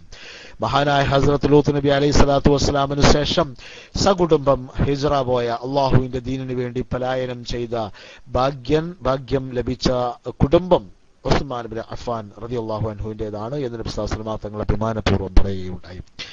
അവര് അവിടെ എത്തി, അവിടെ വളരെ സന്തോഷകരമായി അവിടെ കഴിഞ്ഞുകൂടി. പിന്നീട് മക്കായിലെ ഖുറൈശികൾ പലതരത്തിലുള്ള ശ്രമങ്ങൾ നടത്തി. ആ സംഭവങ്ങളൊക്കെ ഈ അബ്സീനിയ ഹിജ്റയുടെ ഭാഗങ്ങളാണ്. അതിലേക്കൊന്നും ഞാനിപ്പോൾ പ്രവേശിക്കുന്നില്ല. പറഞ്ഞു പോകുമ്പോൾ നമ്മൾ അതൊക്കെ അങ്ങനെ ഒരുപാട് പറയേണ്ടതായി വരും. അതിലേക്കൊന്നും പ്രവേശിക്കുന്നില്ല. എന്തായിരുന്നാലും ഏകദേശം 1 കൊല്ലം കഴിയുന്നതിന് മുമ്പായി മക്കായിൽ ഒരു സംഭവം ഉണ്ടായി. രണ്ട് പ്രധാനപ്പെട്ട സംഭവങ്ങളുണ്ടായി. 2 സംഭവങ്ങൾ.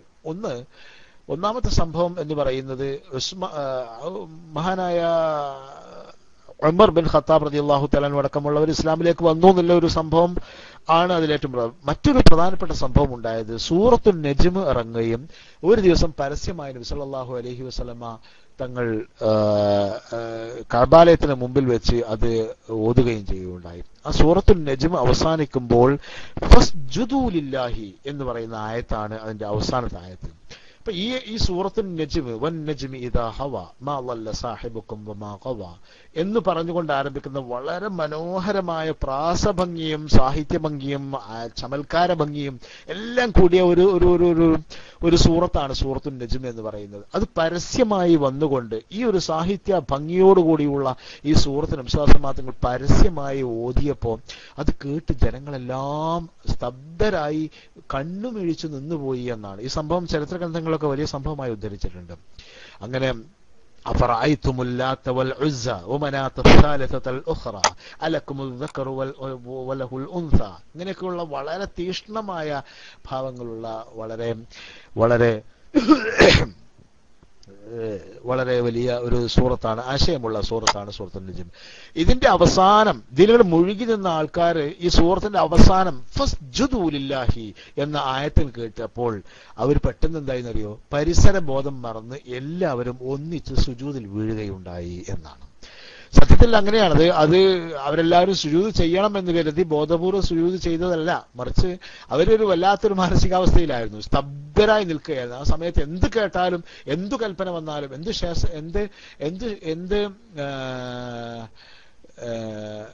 ശാസന വന്നാലും അത് അപ്പടി സ്വീകരിച്ചു പോകുന്ന ഒരു സാഹചര്യമാണ് ഉണ്ടായിരുന്നത്. അതുകൊണ്ട്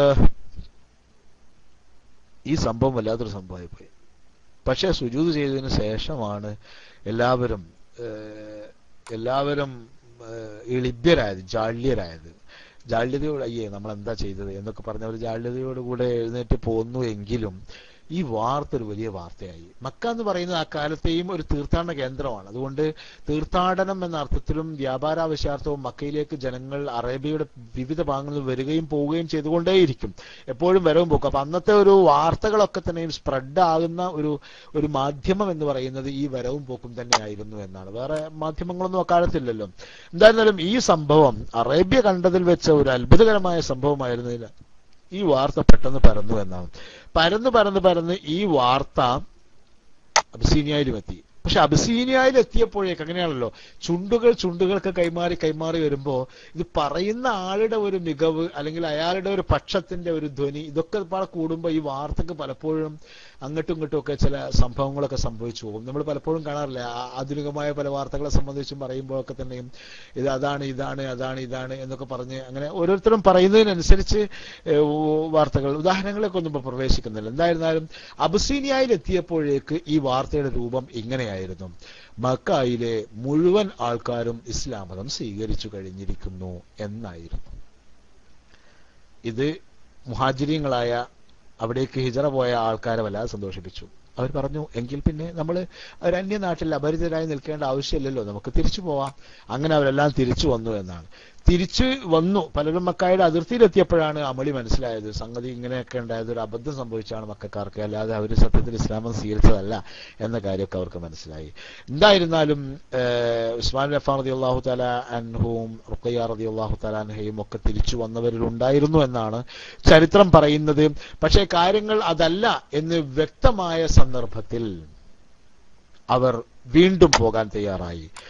ആദ്യം പോയത് നമ്മൾ പറഞ്ഞ പോലെ 11 പുരുഷന്മാരും 4 സ്ത്രീകളുമായിരുന്നുവെങ്കിൽ രണ്ടാമത്തെ അബിസീനിയ ഹിജ്റയിൽ അതിനേക്കാൾ ആൾക്കാരുണ്ടായിരുന്നു. കാരണം മക്കയിലെ ശത്രുക്കൾ അതിനേക്കാൾ വലിയ പരാക്രമണങ്ങൾ അഴിച്ചുവിട്ടുകൊണ്ടിരിക്കുന്ന ഒരു സമയം ആയിരുന്നു ആ കാലഘട്ടം. അതുകൊണ്ട് തന്നെ 83 പുരുഷന്മാരും 18 19 സ്ത്രീകളും രണ്ടാമത്തെ അബിസീനിയ ഹിജ്റയിൽ ഉണ്ടായിരുന്നു എന്നാണ്. എന്തായിരുന്നാലും നമ്മൾ പറയുന്ന ചരിത്രത്തിന്റെ അധ്യായത്തിൽ നാം പറഞ്ഞുകൊണ്ടിരിക്കുന്ന ഹസ്രത്ത് ഉസ്മാൻ ബിൻ അഫ്ഫാൻ റളിയല്ലാഹു തആല അൻഹും ഹസ്രത്ത് റുഖയ്യ ബിൻതു മുഹമ്മദ് മുസ്തഫ സല്ലല്ലാഹു അലൈഹി വസല്ലമ അവർ രണ്ടുപേരും രണ്ടാമത്തെ അബിസീനിയ യാത്രയും ഉണ്ടായിരുന്നു. അതുകൊണ്ട് രണ്ടാമത്തെ ഭാഗ്യവും അവർക്ക് ലഭിച്ചു. അള്ളാഹുവിന്റെ മാർഗത്തിൽ ഇതുവരെ ഉണ്ടായ 2 പലായനങ്ങളിലും സകുടുംബം പോകാൻ കഴിഞ്ഞു എന്ന ഭാഗ്യം ഉസ്മാൻ റളിയല്ലാഹു തആല അൻഹുവിനും റുഖയ്യ ബീവിക്കും ലഭിച്ചു എന്നാണ്. ഇതിന്റെ ഇടയിൽ അവരുടെ ജീവിതത്തിന്റെ നൗക തുഴഞ്ഞുകൊണ്ടേയിരിക്കുകയാണ്, ജീവിതം മുന്നോട്ട് പോയിക്കൊണ്ടേയിരിക്കുകയാണ്. അതിനിടയിൽ പല സംഭവങ്ങളും ഉണ്ടായി. ആ സംഭവങ്ങളിൽ ഏറ്റവും പ്രധാനപ്പെട്ട ഒന്നായിരുന്നു ഉസ്മാൻ റുഖയ്യ ഈ കുടുംബത്തിന്റെ ഈ വല്ലരിയിൽ ഈ പൂന്തോട്ടത്തിൽ ഒരു പുതിയ പുഷ്പം പിറവിയെടുത്തു. അത് അബ്ദുള്ള എന്ന മകനായിരുന്നു. ഉസ്മാൻ ബിൻ അഫ്ഫാൻ റളിയല്ലാഹു തആല അൻഹുവിന്റെ മകനായി Abdullah bin Usman bin Affan റളിയല്ലാഹു തആല അൻഹു ജനിച്ചു. നബി തിരുമേനി സല്ലല്ലാഹു അലൈഹി വസല്ലം തങ്ങളുടെ പേരക്കിടാവായ അബ്ദുള്ള റളിയല്ലാഹു തആല അൻഹു. മഹാനായ ഉസ്മാൻ ബിൻ അഫ്ഫാൻ റളിയല്ലാഹു തആല അൻഹുവിന്റെയും റുഖയ്യ ബീവി റളിയല്ലാഹു തആല അൻഹായുടെയും ചരിത്രത്തിലൂടെ സഞ്ചരിക്കുമ്പോൾ നാം പിന്നീട് അവരെ കാണുന്നത് മദീനയിൽ എത്തിയതായിട്ടാണ്. അപ്പോഴേക്കും അല്ലാഹു സുബ്ഹാനഹു വ തആല സത്യവിശ്വാസികളായ ആൾക്കാരോടും അല്ലാഹുവിന്റെ റസൂലിനോടും യസ്രിബ് എന്ന മദീനയിലേക്ക് ഹിജ്റ പോകുവാൻ കൽപ്പിച്ചിരുന്നു. അതുകൊണ്ട് അവര് മദീനയിലേക്ക് ഹിജ്റ പോയി. ഇതിനിടയിൽ മദീനയിലെത്തി. മദീനയിൽ മുഅ്മിനീങ്ങളായ ആൾക്കാർ പല സഹാബിമാരും അവിടെ എത്തിക്കഴിഞ്ഞു. നബി തിരുമേനി സ്വല്ലല്ലാഹു അലൈഹി വസല്ലം തങ്ങൾ ഇതുവരെയും എത്തിയിട്ടില്ല. പക്ഷേ എങ്കിലും ബാക്കിയുള്ള മുസൽമാന്മാരായ പല സഹാബിമാരും എത്തി. പല സഹാബിമാരുടെയും അടുക്കൽ നിന്ന് വളരെയേറെ ചൂടുള്ള വാർത്തകളായിരുന്നു ഉസ്മാൻ ബിൻ അഫ്ഫാൻ റളിയല്ലാഹു തആല അൻഹുവും റുഖയ്യ ബീവി റളിയല്ലാഹു തആല അൻഹയും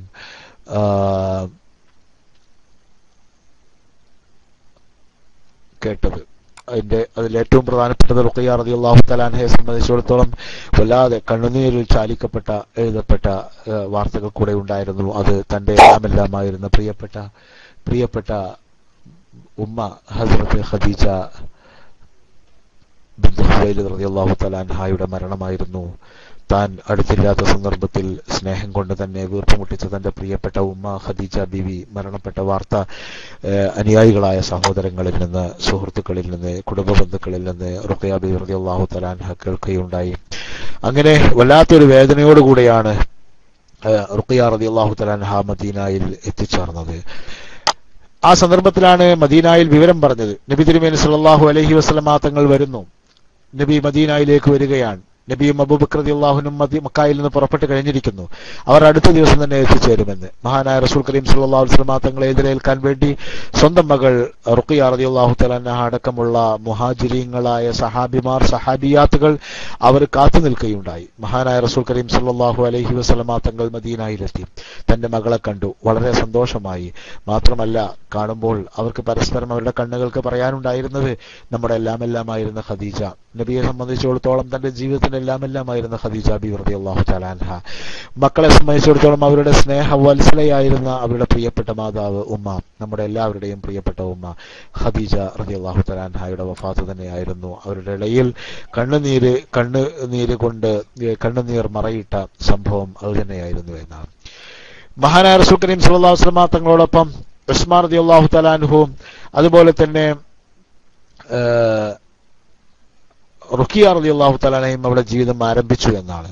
പക്ഷേ അപ്പോഴേക്കും വളരെ യാദൃച്ഛികമായി എന്ന് പറയാം, അല്ലെങ്കിൽ ഖേദകരമായി ഒരു സംഭവം അവരുടെ ജീവിതത്തിലുണ്ടായി. ആ സംഭവം എന്ന് പറയുന്നത് അവരുടെ മകൻ അബ്ദുള്ള, ഉസ്മാൻ റളിയല്ലാഹുവിന്റെയും റുഖിയ റളിയല്ലാഹു തആല അൻഹയുടെയും മകൻ അബ്ദുള്ള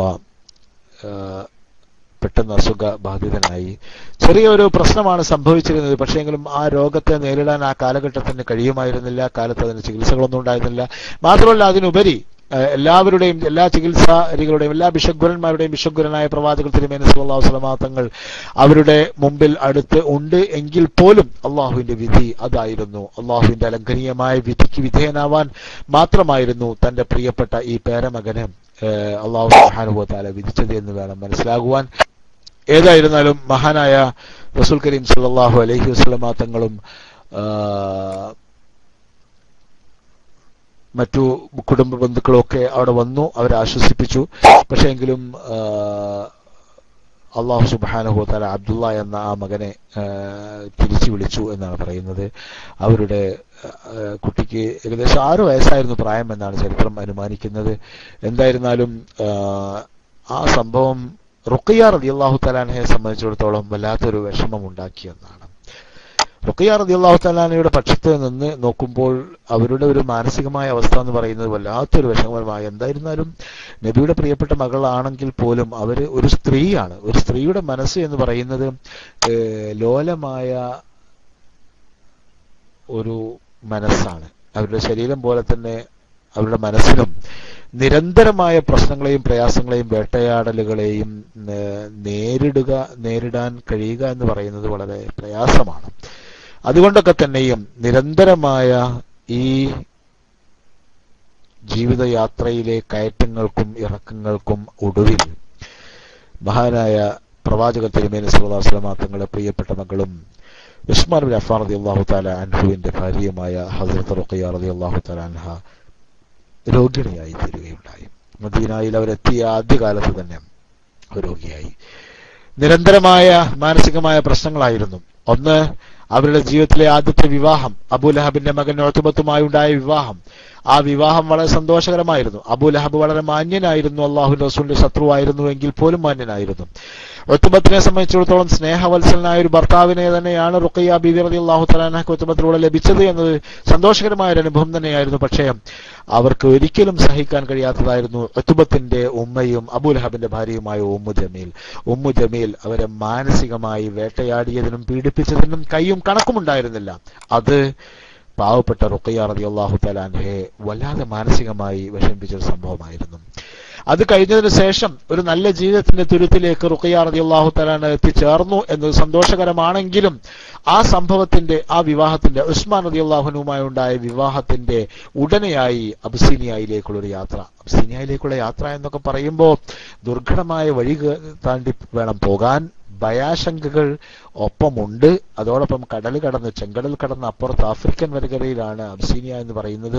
പുതിയ ലോകം, പുതിയ കാലാവസ്ഥ, പുതിയ സംസ്കാരങ്ങൾ, ഇതെല്ലാം മാത്രമല്ല സ്വന്തം ഉമ്മയെ വിട്ട്, സ്വന്തം ഉപ്പയെ വിട്ട്, സ്വന്തം കുടുംബങ്ങളെ, അനുജത്തിമാരെയും ജ്യേഷ്ഠത്തെയും ഒക്കെ ഒഴിവാക്കി അവരെല്ലാം വിട്ടുപോകുമ്പോൾ ഉണ്ടാകുന്ന ഒരു മാനസികമായ അവസ്ഥ, അത് എത്രമാത്രം വലിയ മാനസികമായ അവസ്ഥയാണെന്ന് നമുക്കറിയാവുന്നതാണ്.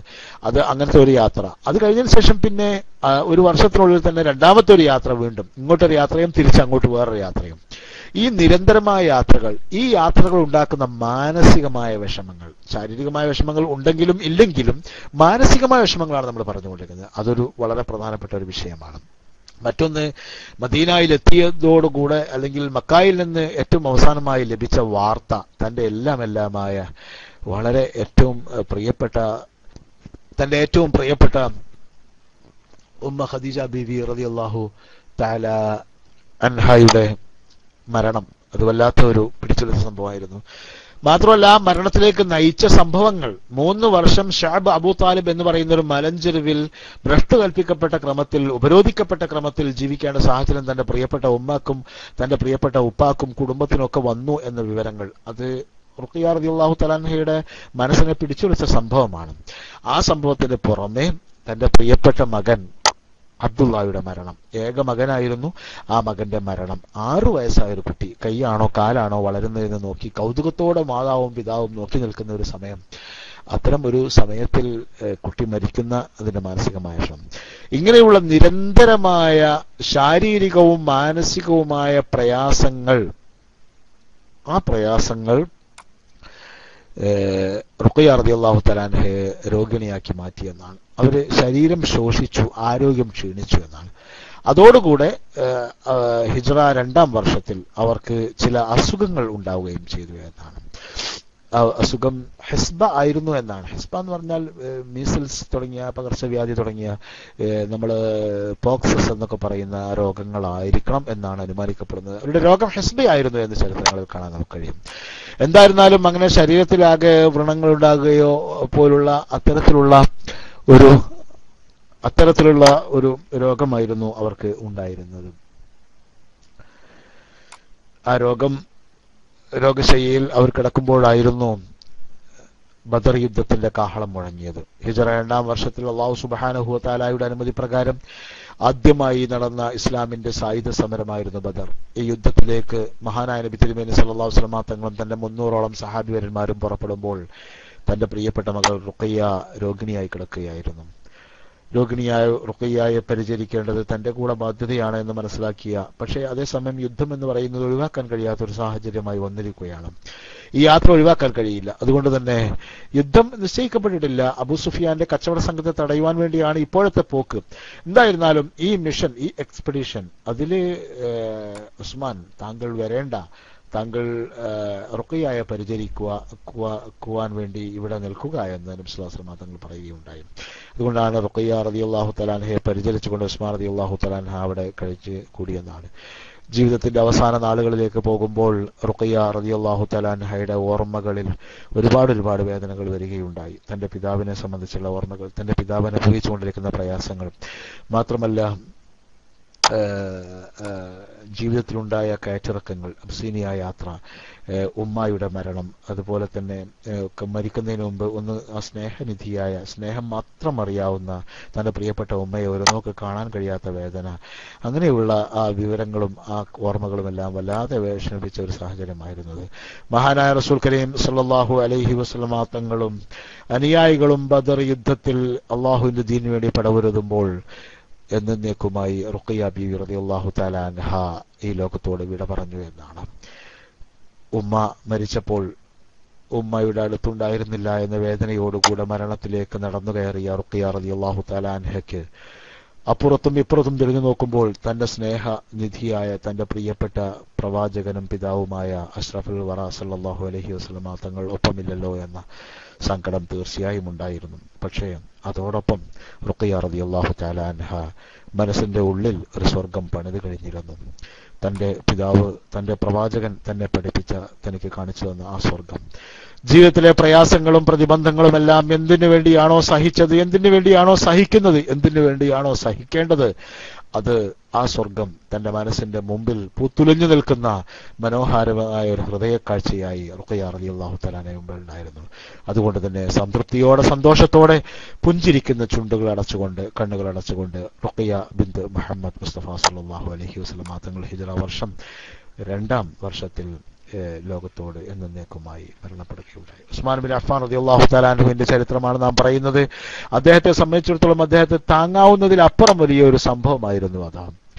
മഹാനായ ഉസ്മാൻ ബിൻ അഫ്ഫാൻ റളിയല്ലാഹു തആല അൻഹു മഹാനവറുകൾ പക്ഷേ ജീവിതത്തിൽ വരുന്നതെല്ലാം വിധിയാണ്, എല്ലാം അള്ളാഹുവിന്റെ തീരുമാനങ്ങളാണ്. ഉടമയായ അള്ളാഹുവിന്റെ തീരുമാനങ്ങൾക്ക് മുമ്പിൽ നാം വെറും അടിമകൾ മാത്രമാണ്. നമുക്കൊന്നും ചെയ്യാൻ കഴിയില്ല, നമുക്ക് കുടയാൻ കഴിയില്ല, നമുക്ക് കുതറാൻ കഴിയില്ല. അള്ളാഹുവിന്റെ വിധിയാണ് വിധികൾ, അള്ളാഹുവിന്റെ തീരുമാനങ്ങളാണ് തീരുമാനങ്ങൾ. അതുകൊണ്ട് തന്നെ അള്ളാഹു നൽകിയ ഈ വിധിയിൽ സമാധാനിച്ചും സമാശ്വസിപ്പിച്ചും മഹാനായ ഉസ്മാൻ ബിൻ അഫ്ഫാൻ റളിയല്ലാഹു തആല അൻഹു കഴിഞ്ഞു പോവുകയായിരുന്നു. ഇതിനിടയിൽ മറ്റൊരു വിവാഹത്തെപ്പറ്റി അവരുടെ മനസ്സിലുണ്ടായിരുന്നില്ല. പക്ഷേ എങ്കിലും പെട്ടെന്ന് അത് ഉസ്മാൻ ബിൻ അഫ്ഫാൻ റളിയല്ലാഹു തആല അൻഹുവിന്റെ മനസ്സിലുണ്ടായില്ലെങ്കിലും അത് റഹ്മാനായ റബ്ബ് സുബ്ഹാനഹു വ തആലയുടെ പരിപാടിയിലും അജണ്ടയിലും ഉണ്ടായിരുന്നു എന്നതാണ് ഏറ്റവും കൗതുകരം. ഹിജ്റ 3-ാം വർഷം റബീഉൽ അവ്വൽ മാസത്തിൽ അല്ലാഹു സുബ്ഹാനഹു വ തആല അവന്റെ ദൂതനായ ഹസ്രത്ത് ജിബ്രീൽ അലൈഹിസ്സലാത്തു വസ്സലാമിനെ പറഞ്ഞയച്ചു. നബിയോട് ജിബ്രീൽ അലൈഹിസ്സലാം പറഞ്ഞു, നബിയെ, അങ്ങയുടെ 3ാമത്തെ മകൾ ഉമ്മു കുൽസൂമിനെ റുഖയ്യയുടെ മരണത്തിനു ശേഷം വേദനയുടെ വേപതു പൂണ്ട് കഴിയുന്ന ഉസ്മാൻ ബിൻ അഫ്ഫാന് റുഖയ്യക്ക് നൽകിയിരുന്ന അതേ മൂല്യത്തിലുള്ള വിവാഹ മൂല്യത്തിന് മഹറിനു പകരമായി വിവാഹം ചെയ്തു കൊടുക്കുവാൻ അള്ളാഹു കൽപ്പിച്ചിരിക്കുന്നു. എന്തൊരു വലിയ ഭാഗ്യമാണ് ഈ ഭാഗ്യം! കല്യാണം നിശ്ചയിക്കുന്നത് മാതാവും പിതാവുമല്ല, കുടുംബവും സ്വന്തങ്ങളും ബന്ധങ്ങളുമല്ല, നാട്ടുകാരും കമ്മിറ്റി ഭാരവാഹികളും അഹ്ലുൽ ഹല്ലി വൽ അഖ്ദുമല്ല, മറിച്ച് ഈ വിവാഹങ്ങളെ തീരുമാനിക്കുന്നത് അള്ളാഹുവാണ്. അള്ളാഹുവിന്റെ താല്പര്യമാണ്, അള്ളാഹുവിന്റെ ഇച്ഛയാണ്, അള്ളാഹുവിന്റെ ആഗ്രഹമാണ്, അള്ളാഹുവിന്റെ നിർദ്ദേശമാണ്. മഹാനായ നബി തിരുമേനി സല്ലല്ലാഹു അലൈഹി വസല്ലം തങ്ങൾ ഹിജ്റ 3-ാം വർഷം റബീഉൽ അവ്വൽ മാസത്തിന്റെ മനോഹാരിതയിൽ പ്രവാചകർ തിരുമേനി സല്ലല്ലാഹു അലൈഹി വസല്ലം തങ്ങൾ അള്ളാഹുവിനെ സാക്ഷിയാക്കി തന്റെ 3ാം മകൾ ഉമ്മു കുൽസൂം റളിയല്ലാഹു തആല അൻഹയെ ഹസ്രത്ത് ഉസ്മാൻ ബിൻ അഫ്ഫാൻ റളിയല്ലാഹു തആല അൻഹുവിന് വിവാഹം ചെയ്തു കൊടുത്തു. ചരിത്രത്തിലെ വല്ലാത്തൊരു സംഭവമായിരുന്നു അത്. 3 കാര്യങ്ങൾ. ഒന്ന്, അള്ളാഹു നിശ്ചയിച്ച വിവാഹം, അള്ളാഹു നിശ്ചയിച്ച മഹർ. മാത്രമല്ല, ഒരു പ്രവാചകന്റെ 2ാമത്തെ മകളെ വിവാഹം ചെയ്യാനുള്ള ലോക ചരിത്രത്തിലെ അത്യപൂർവമായ ഭാഗ്യം. വല്ലാത്തൊരു ഭാഗ്യത്തിനുടമയായിരുന്നു ഹസ്രത്ത് ഉസ്മാൻ ബിൻ അഫ്ഫാൻ എന്ന ദുന്നൂറൈൻ റളിയല്ലാഹു തആല അൻഹു. മഹാനായ നബി തിരുമേനി സല്ലല്ലാഹു അലൈഹി വസല്ലം തങ്ങളുടെ സ്നേഹവും നബി സല്ലല്ലാഹു അലൈഹി വസല്ലം തങ്ങളെ തഴുകലും തലോടും എമ്പാടും ലഭിച്ച മഹാനായ ഉസ്മാൻ ബിൻ അഫ്ഫാൻ റളിയല്ലാഹു തആല അൻഹു തന്റെ ജീവിതം കൊണ്ട് അള്ളാഹുവിന്റെ അനന്തമായ അനുഗ്രഹീതമായ സ്വർഗത്തിലേക്കും സംതൃപ്തിയിലേക്കും നടന്നു കയറുകയായിരുന്നു എന്നാണ്. മഹാനായ ഉസ്മാൻ ബിൻ അഫ്ഫാൻ റളിയല്ലാഹു തആല അൻഹു ഉമ്മു കുൽസൂം റളിയല്ലാഹു തആല അൻഹയെ വിവാഹം ചെയ്തു. നേരത്തെ ഉമ്മു കുൽസൂം റളിയല്ലാഹു തആല അൻഹയുടെ ചരിത്രം നമ്മൾ പറയുകയുണ്ടായി. അബൂലഹബിന്റെ 2ാമത്തെ മകൻ ഉതൈബത്തായിരുന്നു ഉമ്മു കുൽസൂമിനെ വിവാഹം ചെയ്തത്. അവരും വിവാഹമോചിതയായി നിൽക്കുകയായിരുന്നതിന് ശേഷം അവർ വിവാഹിതയായിരുന്നില്ല. അവരെ പിന്നീട് വിവാഹം ചെയ്യുന്നതും ഉസ്മാൻ ബിൻ അഫ്ഫാൻ റളിയല്ലാഹു തആല അൻഹു ആയിരുന്നു എന്നാണ്. വളരെ സന്തോഷകരമായ ജീവിതമായിരുന്നു അവരുടെ ജീവിതം. പിന്നീട് ഇസ്ലാമിക ചരിത്രത്തിൽ ഒരുപാട് അധ്യായങ്ങളുണ്ടായി. ആ അധ്യായങ്ങളിലേക്കൊക്കെ തന്നെയും കച്ചകെട്ടി തന്റെ പ്രിയപ്പെട്ട പ്രിയതമൻ പുറത്തിറങ്ങുമ്പോൾ പിന്നാമ്പുറത്ത് ഒരു പ്രേരക ശക്തിയായി തന്റെ മണവാട്ടി ഹസ്രത്ത് ഉമ്മു കുൽസൂം റളിയല്ലാഹു തആല അൻഹ ഉണ്ടായിരുന്നു എന്നാണ്.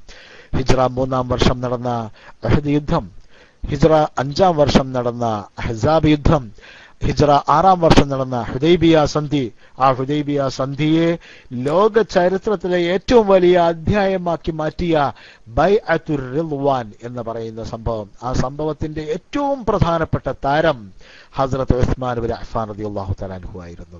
മക്കയിലേക്ക് തങ്ങൾ കുഴപ്പത്തിന് വേണ്ടിയല്ല പ്രവേശിക്കുന്നത്, തീർത്ഥാടനത്തിന് വേണ്ടി മാത്രമാണ് പ്രവേശിക്കുന്നത്.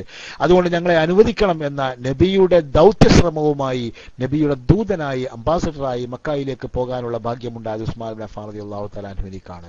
ദൗത്യശ്രമത്തിനിടയിൽ അദ്ദേഹം കൊല്ലപ്പെട്ടു എന്ന കിംവദന്തി പറഞ്ഞപ്പോഴാണ് അള്ളാഹുവിന്റെ റസൂലിന്റെ കൈക്കൽ വീണുകൊണ്ട് അനുയായികളായ 1400 സഹാബിവരന്മാർ ഒന്നിച്ചു പറയുകയുണ്ടായി, അവരൊന്നിച്ച് പറയുകയുണ്ടായി, അള്ളാഹുവിന്റെ റസൂലെ, ഈ ദൗത്യ ശ്രമത്തിനിടങ്ങിലെങ്ങാനും ഉസ്മാൻ ബിൻ അഫ്ഫാൻ കൊല്ലപ്പെട്ടു എന്ന വാർത്ത ശരിയാണ് എങ്കിൽ, ആ വാർത്ത ശരിയാണ് എങ്കിൽ അതിനുവേണ്ടി അതിന്റെ പകരം ഞങ്ങൾ ചോദിക്കുക തന്നെ ചെയ്യുമെന്ന് പറഞ്ഞ ബൈഅത്തുർ റിദ്വാൻ ഖുർആൻ വ്യക്തമായും പരാമർശിച്ച ബൈഅത്തുർ റിദ്വാൻ. ഇത്തരം വലിയ വലിയ സംഭവങ്ങൾ, അതുപോലെ തന്നെ ഖൈബറിലെ ജൂതന്മാരെ മദീനയിൽ നിന്നും ജസീറത്തുൽ അറബിൽ നിന്നും കെട്ടുകെട്ടിക്കാൻ വേണ്ടി നടത്തിയ ഖൈബർ യുദ്ധം, ഇങ്ങനെ ഒരുപാട് സംഭവങ്ങൾ. ഈ സംഭവങ്ങളിലൊക്കെ തന്നെയും തന്റെ പണവുമായി, തന്റെ കായിക ശേഷിയുമായി, തന്റെ ആത്മാർത്ഥതയുമായി, തന്റെ വിശ്വാസവുമായി തന്റെ പ്രിയപ്പെട്ട പ്രിയതമൻ ഉസ്മാൻ ബിൻ അഫ്ഫാൻ റളിയല്ലാഹു തആല അൻഹു പോകുമ്പോൾ അതിന്റെ പിന്നിൽ നിന്നുകൊണ്ടുള്ള എല്ലാ പ്രചോദന ശക്തിയുമായും വാതിൽ പടിയിൽ പ്രാർത്ഥനാപൂർവം നിന്നത്, നിറഞ്ഞ കണ്ണുകളോടുകൂടെ നോക്കി നിന്നത് മഹാനായ നബിയുടെയും മഹദി ഖദീജ ബീവിയുടെയും പ്രിയപ്പെട്ട മകൾ ഉമ്മു കുൽസൂം റളിയല്ലാഹു തആല അൻഹയായിരുന്നു എന്നാണ്.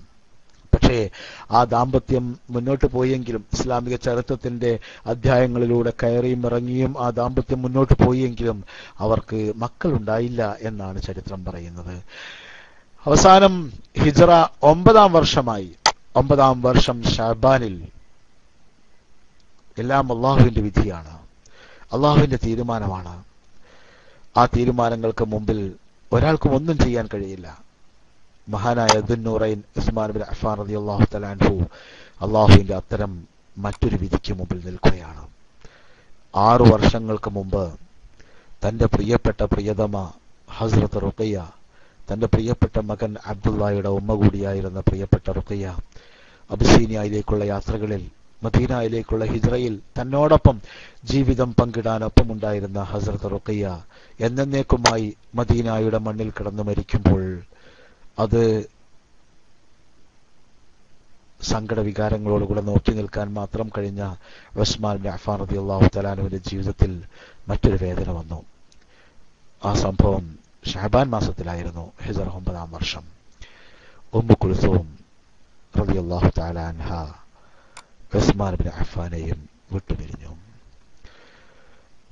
മഹാനായ റസൂൽ കരീം സല്ലല്ലാഹു അലൈഹി വസല്ലമ തങ്ങളുടെ പ്രിയപ്പെട്ട മകൾ ഉമ്മു കുൽസൂം റളിയല്ലാഹു തആല അൻഹയുടെ വിയോഗം ഉസ്മാൻ ബിൻ അഫ്ഫാനെ മാത്രമല്ല, നബിയെയും ഇസ്ലാമിനെയും മദീനയെയും ഇസ്ലാമിക ആശയങ്ങളെയും ആദർശങ്ങളെയും ചരിത്രത്തെയും സംസ്കാരത്തെയും എല്ലാം സ്നേഹിക്കുന്ന എല്ലാ മനസ്സുകളെയും വല്ലാതെ പിടിച്ചുലച്ച സംഭവമായിരുന്നു എന്നാണ് ഹിജ്റ 9-ാം വർഷത്തിലെ ഇസ്ലാമിന്റെ ചരിത്രം നമ്മെ പഠിപ്പിക്കുന്നത്. മഹാനായ നബി തിരുമേനി സല്ലല്ലാഹു അലൈഹി വസല്ലം തങ്ങൾക്ക് സങ്കടം സഹിക്കാൻ കഴിഞ്ഞില്ല. മഹാനായ നബി സല്ലല്ലാഹു അലൈഹി വസല്ലം തങ്ങളുടെ കണ്ണുകൾ സജലങ്ങളായി, കണ്ഠം ഇടറിയ സ്വരമായിരുന്നു പ്രവാചകന്റേത്. മഹദി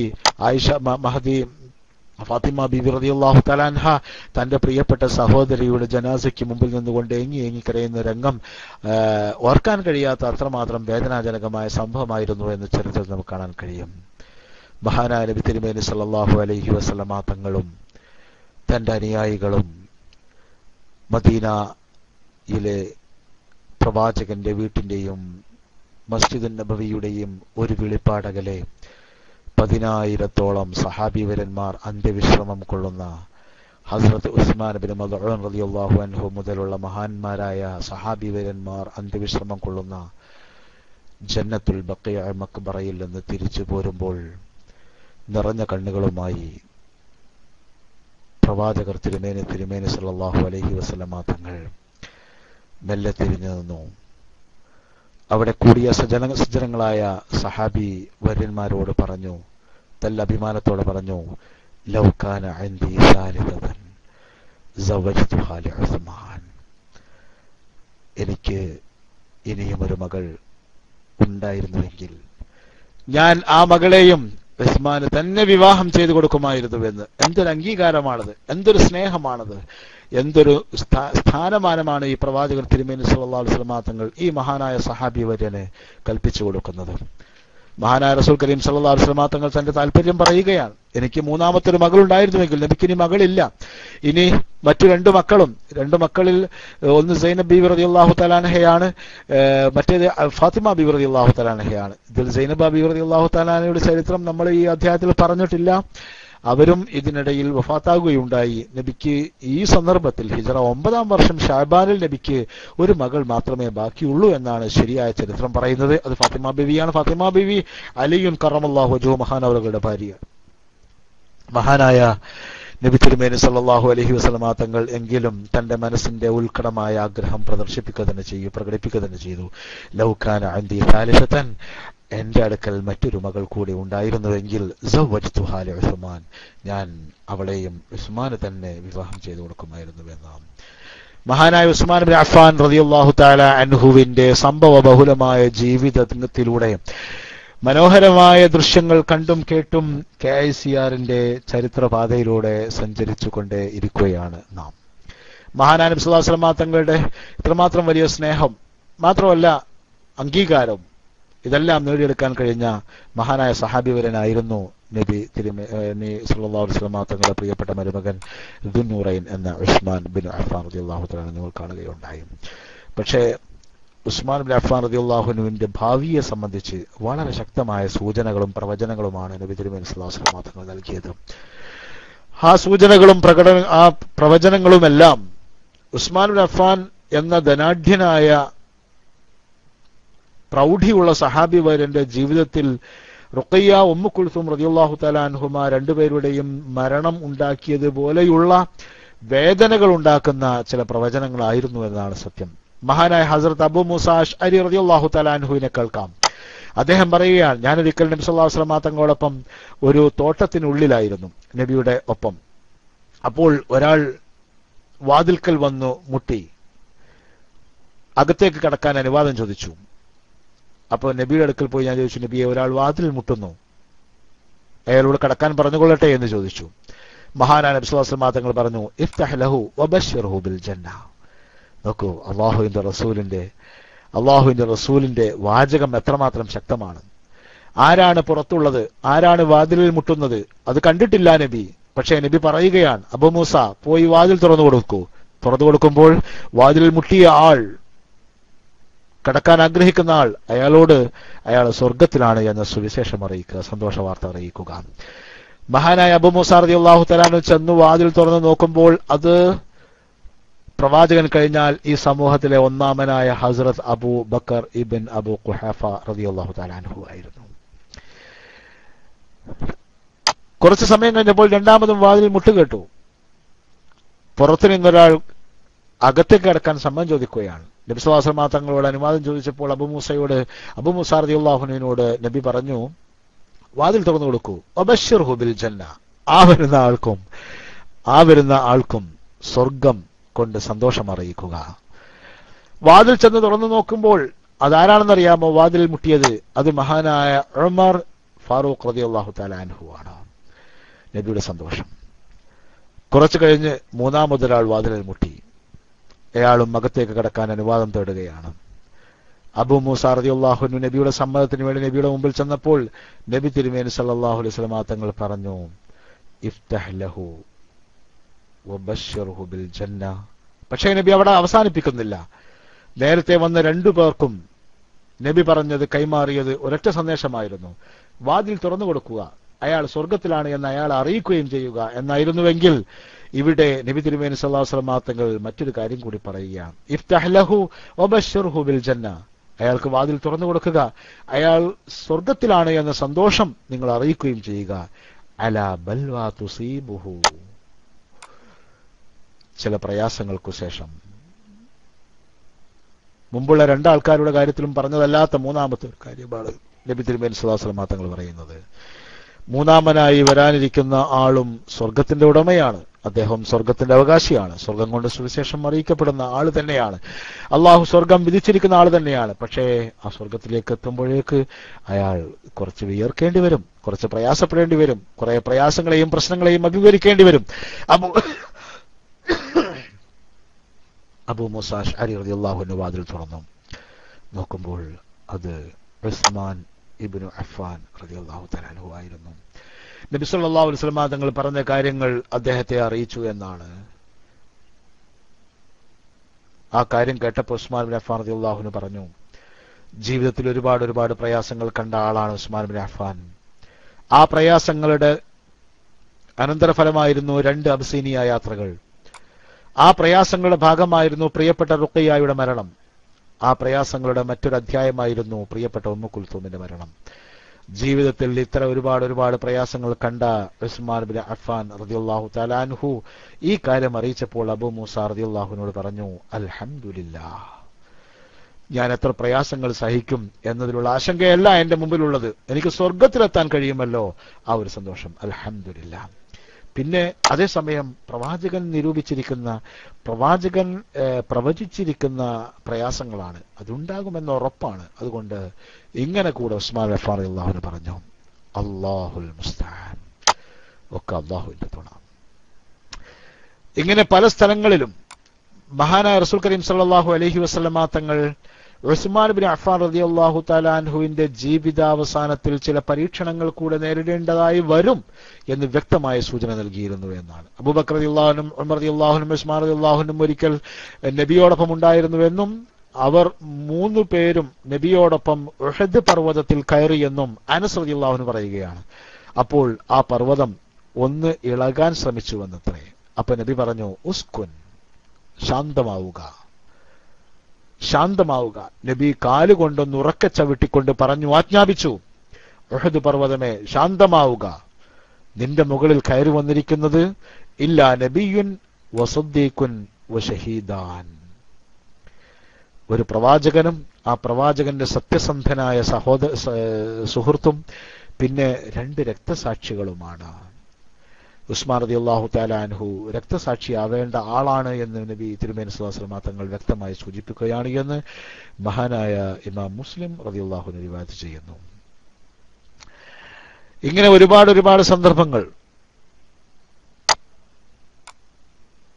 അതേസമയം തന്റെ പ്രസ്താവനകളിലൊക്കെ തന്നെയും തന്റെ നിലപാടുകളിലൊക്കെ തന്നെയും നബി തിരുമേനി സ്വല്ലല്ലാഹു അലൈഹി വസല്ലം തങ്ങൾ ഉസ്മാൻ ബിൻ അഫ്ഫാൻ റളിയല്ലാഹു തആല അൻഹുവിന്റെ സ്ഥാനമാനങ്ങൾ എപ്പോഴും കൽപ്പിച്ചു കൊടുക്കുമായിരുന്നു, എപ്പോഴും അംഗീകരിക്കുമായിരുന്നു എന്നാണ്.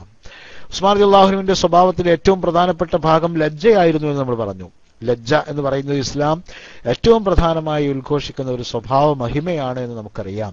നബി തിരുമേനി സ്വല്ലല്ലാഹു അലൈഹി വസല്ലം തങ്ങൾ തന്നെ പറഞ്ഞു, ലജ്ജയില്ലെങ്കിൽ നിനക്ക് കണ്ടതെല്ലാം ചെയ്യാം, അല്ലെങ്കിൽ നീ കണ്ടതൊക്കെ ചെയ്തോ എന്ന് പറയുന്ന ആ ഒരു സ്വഭാവമാണ് മഹാനായ നബി തിരുമേനി സ്വല്ലല്ലാഹു അലൈഹി വസല്ലം തങ്ങൾ ലജ്ജയെ സംബന്ധിച്ച് നമ്മെ പഠിപ്പിച്ചത്.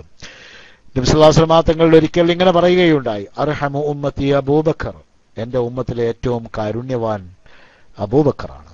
വഅശദ്ദുഹാ ഫീ ദീനില്ലാ, അള്ളാന്റെ ദീനിന്റെ കാര്യത്തിൽ ഏറ്റവും ഗൗരവമുള്ള ആൾ ഉമറാണ്. വഅസ്ദഖുഹാ ഹയാഅൻ, ഏറ്റവും സത്യസന്ധമായ ലജ്ജയുള്ള ആൾ ഉസ്മാനാണ്. വഅലമുഹാ ബിൽ ഹലാലി വൽ ഹറാം, ഹലാലിന്റെയും ഹറാമിന്റെയും വിധി വിലക്കുകൾ ഏറ്റവും അറിയുന്ന ആൾ മുആദ് ബിൻ ജബലാണ്. വഅഖറൗഹാ ലികിതാബില്ലാഹി, അല്ലാഹുവിന്റെ കിതാബിനെ ഏറ്റവും അധികം പാരായണം ചെയ്യാൻ കഴിയുന്ന ആൾ ഉബയ്യ് റളിയല്ലാഹു തആല അൻഹു ആണ്. വഅലമുഹാ ബിൽ ഫറായിദ്, അനന്തരാവകാശ ദായധന ക്രമങ്ങളെ സംബന്ധിച്ച് ഏറ്റവും അറിയുന്ന ആൾ സെയ്ദ് ബിൻ സാബിത്ത് റളിയല്ലാഹു അൻഹു ആണ്. വലികുല്ലി ഉമ്മത്തിൻ അമീൻ വഅമീനു ഹാദിഹിൽ ഉമ്മത്തി അബൂ ഉബൈദത്ത് ബിനുൽ ജറാഹ്. ഇങ്ങനെ മഹാനായ റസൂലുള്ളാഹി സ്വല്ലല്ലാഹു അലൈഹി വസല്ലം തങ്ങൾ പല സന്ദർഭങ്ങളിലും പല രൂപങ്ങളിലുമായി ഉസ്മാൻ ബിൻ അഫ്ഫാൻ റളിയല്ലാഹു തആല അൻഹുവിനെ പറഞ്ഞതായി നമുക്ക് കാണാൻ കഴിയും. മഹാനായ ഉസ്മാൻ റളിയല്ലാഹു തആല അൻഹുവിന്റെ ജീവിതത്തിൽ ഉമ്മു കുൽസൂമിന്റെ മരണത്തിനു ശേഷം താൻ നേരിട്ട ഏറ്റവും വലിയ വേദനയും വിരഹവും, അല്ലെങ്കിൽ തന്റെ ജീവിതം കണ്ടതിൽ വെച്ച് ഏറ്റവും വലിയ വിരഹവും വേദനയും ഏതായിരുന്നു എന്ന ചോദ്യത്തിന് ഉസ്മാൻ ബിൻ അഫ്ഫാൻ റളിയല്ലാഹു അൻഹുവിനും നമുക്കെല്ലാവർക്കും പറയാനുള്ള മറുപടി ഒന്നാണ്. അത് ഹിജ്റ 11-ാം വർഷം റബീഉൽ അവ്വൽ മാസം 12-ാം തീയതി തിങ്കളാഴ്ച എന്നേക്കുമായി ഈ ലോകത്തോട് അഷ്റഫുൽ ഖൽഖ് മുഹമ്മദ് മുസ്തഫ സല്ലല്ലാഹു അലൈഹി വസല്ലമ തങ്ങൾ കണ്ണടച്ചു, വഫാത്തായി എന്ന വേദനയാണ്. മഹാനായ ഉസ്മാൻ ബിൻ അഫ്ഫാൻ റളിയല്ലാഹു അൻഹു എനിക്ക് താങ്ങാൻ കഴിയുമായിരുന്നില്ല. അത് സഹാബിമാർക്കും ആർക്കും താങ്ങാൻ കഴിയുമായിരുന്നില്ല. അത്രമാത്രം വലിയ സ്നേഹമായിരുന്നു, വലിയ സ്നേഹത്തിന്റെ സാന്നിധ്യമായിരുന്നു അഷ്റഫുൽ ഖൽഖ് സല്ലല്ലാഹു അലൈഹി വസല്ലമ തങ്ങൾ. അവർ ദുനിയാവിന്റെ വെളിച്ചമായിരുന്നു, ദുനിയാവിന്റെ കാരുണ്യത്തിന്റെ കേദാരമായിരുന്നവർ. അവർ സമൂഹത്തിന് എല്ലാം നൽകി, സ്നേഹം നൽകി, മാർഗദീപം നൽകി, എല്ലാം നൽകിയ പ്രവാചകന്റെ വിയോഗം അവർക്കാർക്കും താങ്ങാൻ കഴിയുമായിരുന്നില്ല. അതുകൊണ്ട് തന്നെ ജീവിതത്തിൽ ഉസ്മാൻ ബിൻ അഫ്ഫാൻ മറ്റൊരു വേദന കൂടെ നേരിടുകയായിരുന്നു തന്റെ മനസ്സുകൊണ്ട്. അത് മഹാനായ പ്രവാചക തിരുമേനി സല്ലല്ലാഹു അലൈഹി വസല്ലം തങ്ങളുടെ വഫാത്തായിരുന്നു എന്നാണ്. വഫാത്തിന് ശേഷം കാര്യങ്ങളൊക്കെ തന്നെയും അള്ളാഹുവിന്റെ വിധിയാണ്. ആ വിധിയുടെ മുമ്പിൽ നാം നേരത്തെ പറഞ്ഞ പോലെ അടിമകൾക്കൊന്നും ചെയ്യാനില്ല, ഒന്നും ചെയ്യാൻ കഴിയില്ല. മഹാനായ ഉസ്മാൻ ബിൻ അഫ്ഫാൻ റളിയല്ലാഹു തആല അൻഹു സഹാബിമാരുടെ കൂട്ടത്തിൽ ഒരാളായി എല്ലാം സഹിച്ചു നിന്നു. അധികം വൈകാതെ പുതിയ രാഷ്ട്രം സ്ഥാപിക്കപ്പെട്ടു. രാഷ്ട്രത്തിന്റെ പരമാധ്യക്ഷനായി അള്ളാഹുവിന്റെ റസൂലിന്റെ പ്രതിനിധിയും ഖലീഫയുമായ അബൂബക്കർ ബിൻ അബൂ ഖുഹാഫ റളിയല്ലാഹു തആല അൻഹു ഒന്നാം ഖലീഫയായി സ്ഥാനമേറ്റു. ഒന്നാം ഖലീഫയായി സ്ഥാനമേറ്റപ്പോൾ ഉസ്മാൻ ബിൻ അഫ്ഫാന്റെ സ്ഥാനം എന്തായിരുന്നെന്നറിയാമോ? ഉസ്മാൻ ബിൻ അഫ്ഫാൻ അബൂബക്കർ റളിയല്ലാഹുവിന്റെ ഏറ്റവും അടുത്ത ആളായിരുന്നു. എന്തു കാര്യങ്ങളാണെങ്കിലും ആ കാര്യങ്ങൾ ഉസ്മാൻ ബിൻ അഫ്ഫാനോട് കൂടിയാലോചിച്ചുകൊണ്ടായിരുന്നു അബൂബക്കർ റളിയല്ലാഹു അൻഹു ചെയ്തിരുന്നത്. അദ്ദേഹത്തിന്റെ ഷൂറ മെമ്പർമാരുടെ കൂട്ടത്തിൽ പ്രമുഖനായ ഒരാളായിരുന്നു ഉസ്മാൻ ബിൻ അഫ്ഫാൻ റളിയല്ലാഹു തആല അൻഹു. പക്ഷേ മഹാനായ അബൂബക്കർ റളിയല്ലാഹു അൻഹു നബി തിരുമേനി സല്ലല്ലാഹു അലൈഹി വസല്ലം തങ്ങളുടെ സ്വഭാവങ്ങൾ മിക്കതും പറ്റിപ്പിടിച്ച് കിടക്കുന്ന അബൂബക്കർ റളിയല്ലാഹു അൻഹുവിന്റെ മഹാസാന്നിധ്യം ഇസ്ലാമിക സമൂഹത്തിന് 2 കൊല്ലങ്ങൾ കഴിഞ്ഞപ്പോഴേക്ക് നഷ്ടപ്പെട്ടു. 2 കൊല്ലവും ഏതാനും 3 മാസങ്ങളോളം മാത്രം കഴിഞ്ഞപ്പോൾ മഹാനായ അബൂബക്കർ റളിയല്ലാഹു തആല അൻഹു വഫാത്തായി. വഫാത്തായതിനു ശേഷം മഹാനായ അബൂബക്കർ റളിയല്ലാഹു തആല അൻഹു വഫാത്തായതിനു ശേഷം പിന്നീട് ഭരണാധികാരിയായി വന്നത് നമുക്കെല്ലാവർക്കും അറിയാൻ പോകുന്ന 2ാം ഖലീഫ ഉമർ ഖത്താബ് റളിയല്ലാഹു തആല അൻഹു ആയിരുന്നു. അബൂബക്കർ റളിയല്ലാഹുവിന്റെ മരണം ഒരു സ്വാഭാവികമായ മരണമായിരുന്നു എന്ന് നമുക്ക് എല്ലാവർക്കും അറിയാം. അദ്ദേഹം രോഗാതുരനായി രോഗത്തിൽ കിടക്കുന്ന സന്ദർഭത്തിൽ അദ്ദേഹം ആലോചിച്ചത് തനിക്കു ശേഷം ആരെയാണ് ഭരണാധികാരം ഏൽപ്പിക്കുക, സമുദായത്തെ ആരെ ഏൽപ്പിച്ചു പോകും എന്നതായിരുന്നു. നബി തിരുമേനി സല്ലല്ലാഹു അലൈഹി വസല്ലം തങ്ങൾ വഫാത്താകുമ്പോൾ വ്യക്തമായും സൂചന നൽകിക്കൊണ്ടാണ് പോയിരുന്നത്. സമൂഹം ആരേറ്റെടുക്കണം എന്ന സൂചന അത് അബൂബക്കർ റളിയല്ലാഹു അൻഹുവിലേക്ക് തന്നെയാണ് വിരൽ ചൂണ്ടിയിരുന്നത്. പക്ഷേ ഇപ്പോൾ താൻ മരിക്കാൻ പോവുകയാണ്. താൻ മരണത്തിന്റെ മുമ്പിലാണ്. സമുദായം അള്ളാഹുവിന്റെ അമാനത്താണ്. ഭരണം എന്ന് പറയുന്നത് ഈ ഖിലാഫത്ത് ആരുടെ കയ്യിൽ കൊടുക്കും? അബൂബക്കർ റളിയല്ലാഹു അൻഹു ആലോചിച്ചു. ആരെന്ന് കണ്ടുപിടിക്കാൻ അദ്ദേഹത്തിന് കഴിയുന്നില്ല. എല്ലാവരും ഒരേപോലെയാണ്. അവരിൽ ഉമർ ബിൻ ഖത്താബ് റളിയല്ലാഹു അൻഹു ഉണ്ട്, ഉസ്മാൻ ബിൻ അഫ്ഫാൻ റളിയല്ലാഹു അൻഹു ഉണ്ട്, അലി ഇബ്നു അബീ താലിബ് റളിയല്ലാഹു അൻഹു ഉണ്ട്, അബ്ദുറഹ്മാൻ ബിൻ ഔഫ് റളിയല്ലാഹു അൻഹു ഉണ്ട്, സുബൈർ ബിൻ അൽ-അവ്വാം റളിയല്ലാഹു അൻഹു ഉണ്ട്, സഈദ് ബിൻ സെയ്ദ് റളിയല്ലാഹു തആല അൻഹു ഉണ്ട്. അങ്ങനെ ഒരുപാട് വലിയ വലിയ പ്രമുഖരായ സഹാബിമാർ. ആരെ നോക്കിയാലും അവരെല്ലാം അതിന് യോഗ്യരാണ്. അതുകൊണ്ട് അബൂബക്കർ റളിയല്ലാഹു അൻഹു ആകെ വിഷമിച്ചു. എന്നാൽ കൂട്ടത്തിൽ ഒരാളോട് കാര്യങ്ങളൊന്ന് ചോദിച്ചു നോക്കാം എന്ന് തീരുമാനിച്ചു. അതിനുവേണ്ടി താൻ ഭരണാധികാരം ആർക്ക് കൈമാറണം എന്നതിനെപ്പറ്റി അദ്ദേഹം ആലോചിച്ചപ്പോൾ അദ്ദേഹത്തിന്റെ മനസ്സിൽ ആദ്യമായി വന്ന പേര് തീർച്ചയായും ഉമർ റളിയല്ലാഹു അൻഹു ആയിരുന്നു. ഈ കാര്യം ഉസ്മാൻ ബിൻ അഫ്ഫാൻ റളിയല്ലാഹു അൻഹുവുമായിട്ടാണ് അത്രേ അബൂബക്കർ റളിയല്ലാഹു അൻഹു ആദ്യമായി ചർച്ച ചെയ്തത്. മഹാനായ അബൂബക്കർ റളിയല്ലാഹു അൻഹു ചോദിച്ചു, ഉസ്മാൻ, ഉമറിനെ പറ്റി നിങ്ങളുടെ അഭിപ്രായം എന്താണ്? മുസ്ലിമീങ്ങളുടെ ഖലീഫയായി ഉമറിനെ ഞാൻ നിയോഗിക്കുകയാണ് എങ്കിൽ മഹാനായ ഉസ്മാൻ ബിൻ അഫ്ഫാൻ റളിയല്ലാഹു തആല അൻഹു പറഞ്ഞു, ذلك رجل سره أفضل من علانيته. പരസ്യത്തെക്കാൾ ബാഹ്യ ജീവിതത്തെക്കാൾ ശ്രേഷ്ഠമായ സ്വകാര്യ ജീവിതമുള്ള ഒരാളാണ് ഉമർ എന്ന് പറയുന്നത്. ആ ഒരൊറ്റ വാചകം കേട്ടതും മഹാനായ അബൂബക്കർ റളിയല്ലാഹു അൻഹു തന്റെ വിൽപത്രം എഴുതുകയും അത് ഉമർ റളിയല്ലാഹു തആല അൻഹുവിനെ അടുത്ത ഭരണാധികാരിയെ നിശ്ചയിച്ചുകൊണ്ടുള്ളതായിരുന്നു എന്നാണ്. മഹാനായ ഉമർ റളിയല്ലാഹു തആല അൻഹു ഇസ്ലാമിക ഭരണാധികാരിയായി ദീർഘമായ 10 വർഷത്തെ നീതിനിഷ്ഠമായ ഭരണം. അവസാനം ഹിജ്റ 23-ാം വർഷം ദിവസം പറയുകയാണ് എങ്കിൽ ദുൽഹജ്ജ് 26-ാം തീയതി ബുധനാഴ്ച ദിവസം മഹാനായ ഉമർ റളിയല്ലാഹു തആല അൻഹു സുബഹി നമസ്കരിക്കാൻ വേണ്ടി പള്ളിയിലേക്ക് പുറപ്പെടുകയായിരുന്നു. അപ്പോൾ അദ്ദേഹത്തിന്റെ പിന്നിൽ നിന്നുകൊണ്ട് ഒരാൾ അദ്ദേഹത്തെ ആഞ്ഞു കുത്തുകയുണ്ടായി. തൊട്ട് പിന്നിലെ സുബഹി നിസ്കാരത്തിന്റെ സമയത്താണ്. സുബഹി നിസ്കാരത്തിന്റെ സമയത്തൊക്കെ വെളിച്ചം കത്തിക്കാൻ മാത്രമുള്ള ഒരു സാമ്പത്തിക നില അക്കാലത്ത് ഉണ്ടായിരുന്നില്ല എന്ന് വേണം മനസ്സിലാക്കാൻ. ഏതായിരുന്നാലും വെട്ടം പരക്കുന്നതിന് മുമ്പ് നടക്കുന്ന ഈ ഫജ്ർ നിസ്കാരത്തിൽ ഖലീഫയുടെ തൊട്ടു പിന്നിലെ വരിയിൽ നിന്നിരുന്ന ഒരാൾ ചാടി നബി തിരുമേനി സല്ലല്ലാഹു അലൈഹി വസല്ലം തങ്ങളുടെ 2ാം ഖലീഫ ഉമർ റളിയല്ലാഹു തആല അൻഹുവിനെ പിന്നിൽ ആഞ്ഞു കുത്തി എന്നാണ്. കുത്തിയ ആളെ പിന്നീട് പിടികൂടുകയുണ്ടായി.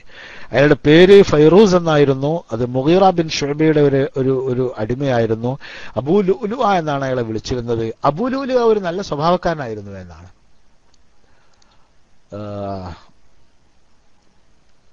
അബൂ ലുഅ്ലുഅ ഒരു നല്ല സ്വഭാവക്കാരനായിരുന്നു. അയാളൊരു ശാന്ത സ്വഭാവക്കാരനായിരുന്നു. അതോടെ വളരെ നല്ല ഒരു ഇരുമ്പ് കൊണ്ടും ലോഹങ്ങൾ കൊണ്ടൊക്കെ നല്ല കരവിരുത് ഉള്ള കരകൗശലങ്ങളൊക്കെ നിർമ്മിക്കാൻ കഴിയുന്ന ഒരാളായിരുന്നു എന്നാണ്. എല്ലാവർക്കും അയാളോട് ഇഷ്ടമായിരുന്നതാണ്. പക്ഷെ അയാൾ ഒരു മാമറത്തിൽ ഒരു ഗൂഢാലോചനയിൽ പങ്കാളിയായി അങ്ങനെ അവർക്ക് വേണ്ടി ഈ കൃത്യം ചെയ്യുകയായിരുന്നു. എന്തായിരുന്നാലും ഒരു വിഷത്തിൽ ഊട്ടപ്പെട്ട തന്റെ കയ്യിലുണ്ടായിരുന്ന ഒരു കത്തി കൊണ്ട് 3 കുത്തുകൾ കുത്തി എന്നാണ്. സുജൂദിന്റെ സമയത്താണ് കുത്തിയത് എന്ന് പറയുന്നുണ്ട്. ഏതായിരുന്നാലും കുത്തേറ്റു. ഉടനെ തന്നെ ശബ്ദവും കോലാഹലങ്ങളൊക്കെയായി. ഉടനെ ഈ കുത്തിയ ആൾ പുറത്തേക്ക് രക്ഷപ്പെടാൻ ശ്രമിച്ചു. അപ്പൊ പലരും പിടികൂടാൻ ശ്രമിച്ചു.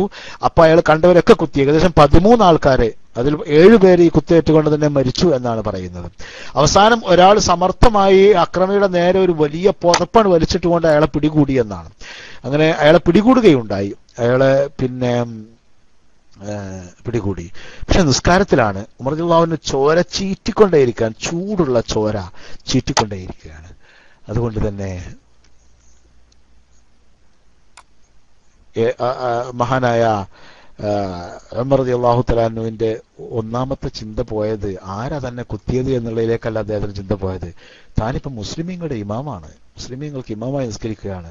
ഈ നിസ്കാരം അത് തന്റെ അമാനത്തിൽപ്പെട്ട കാര്യമാണ്.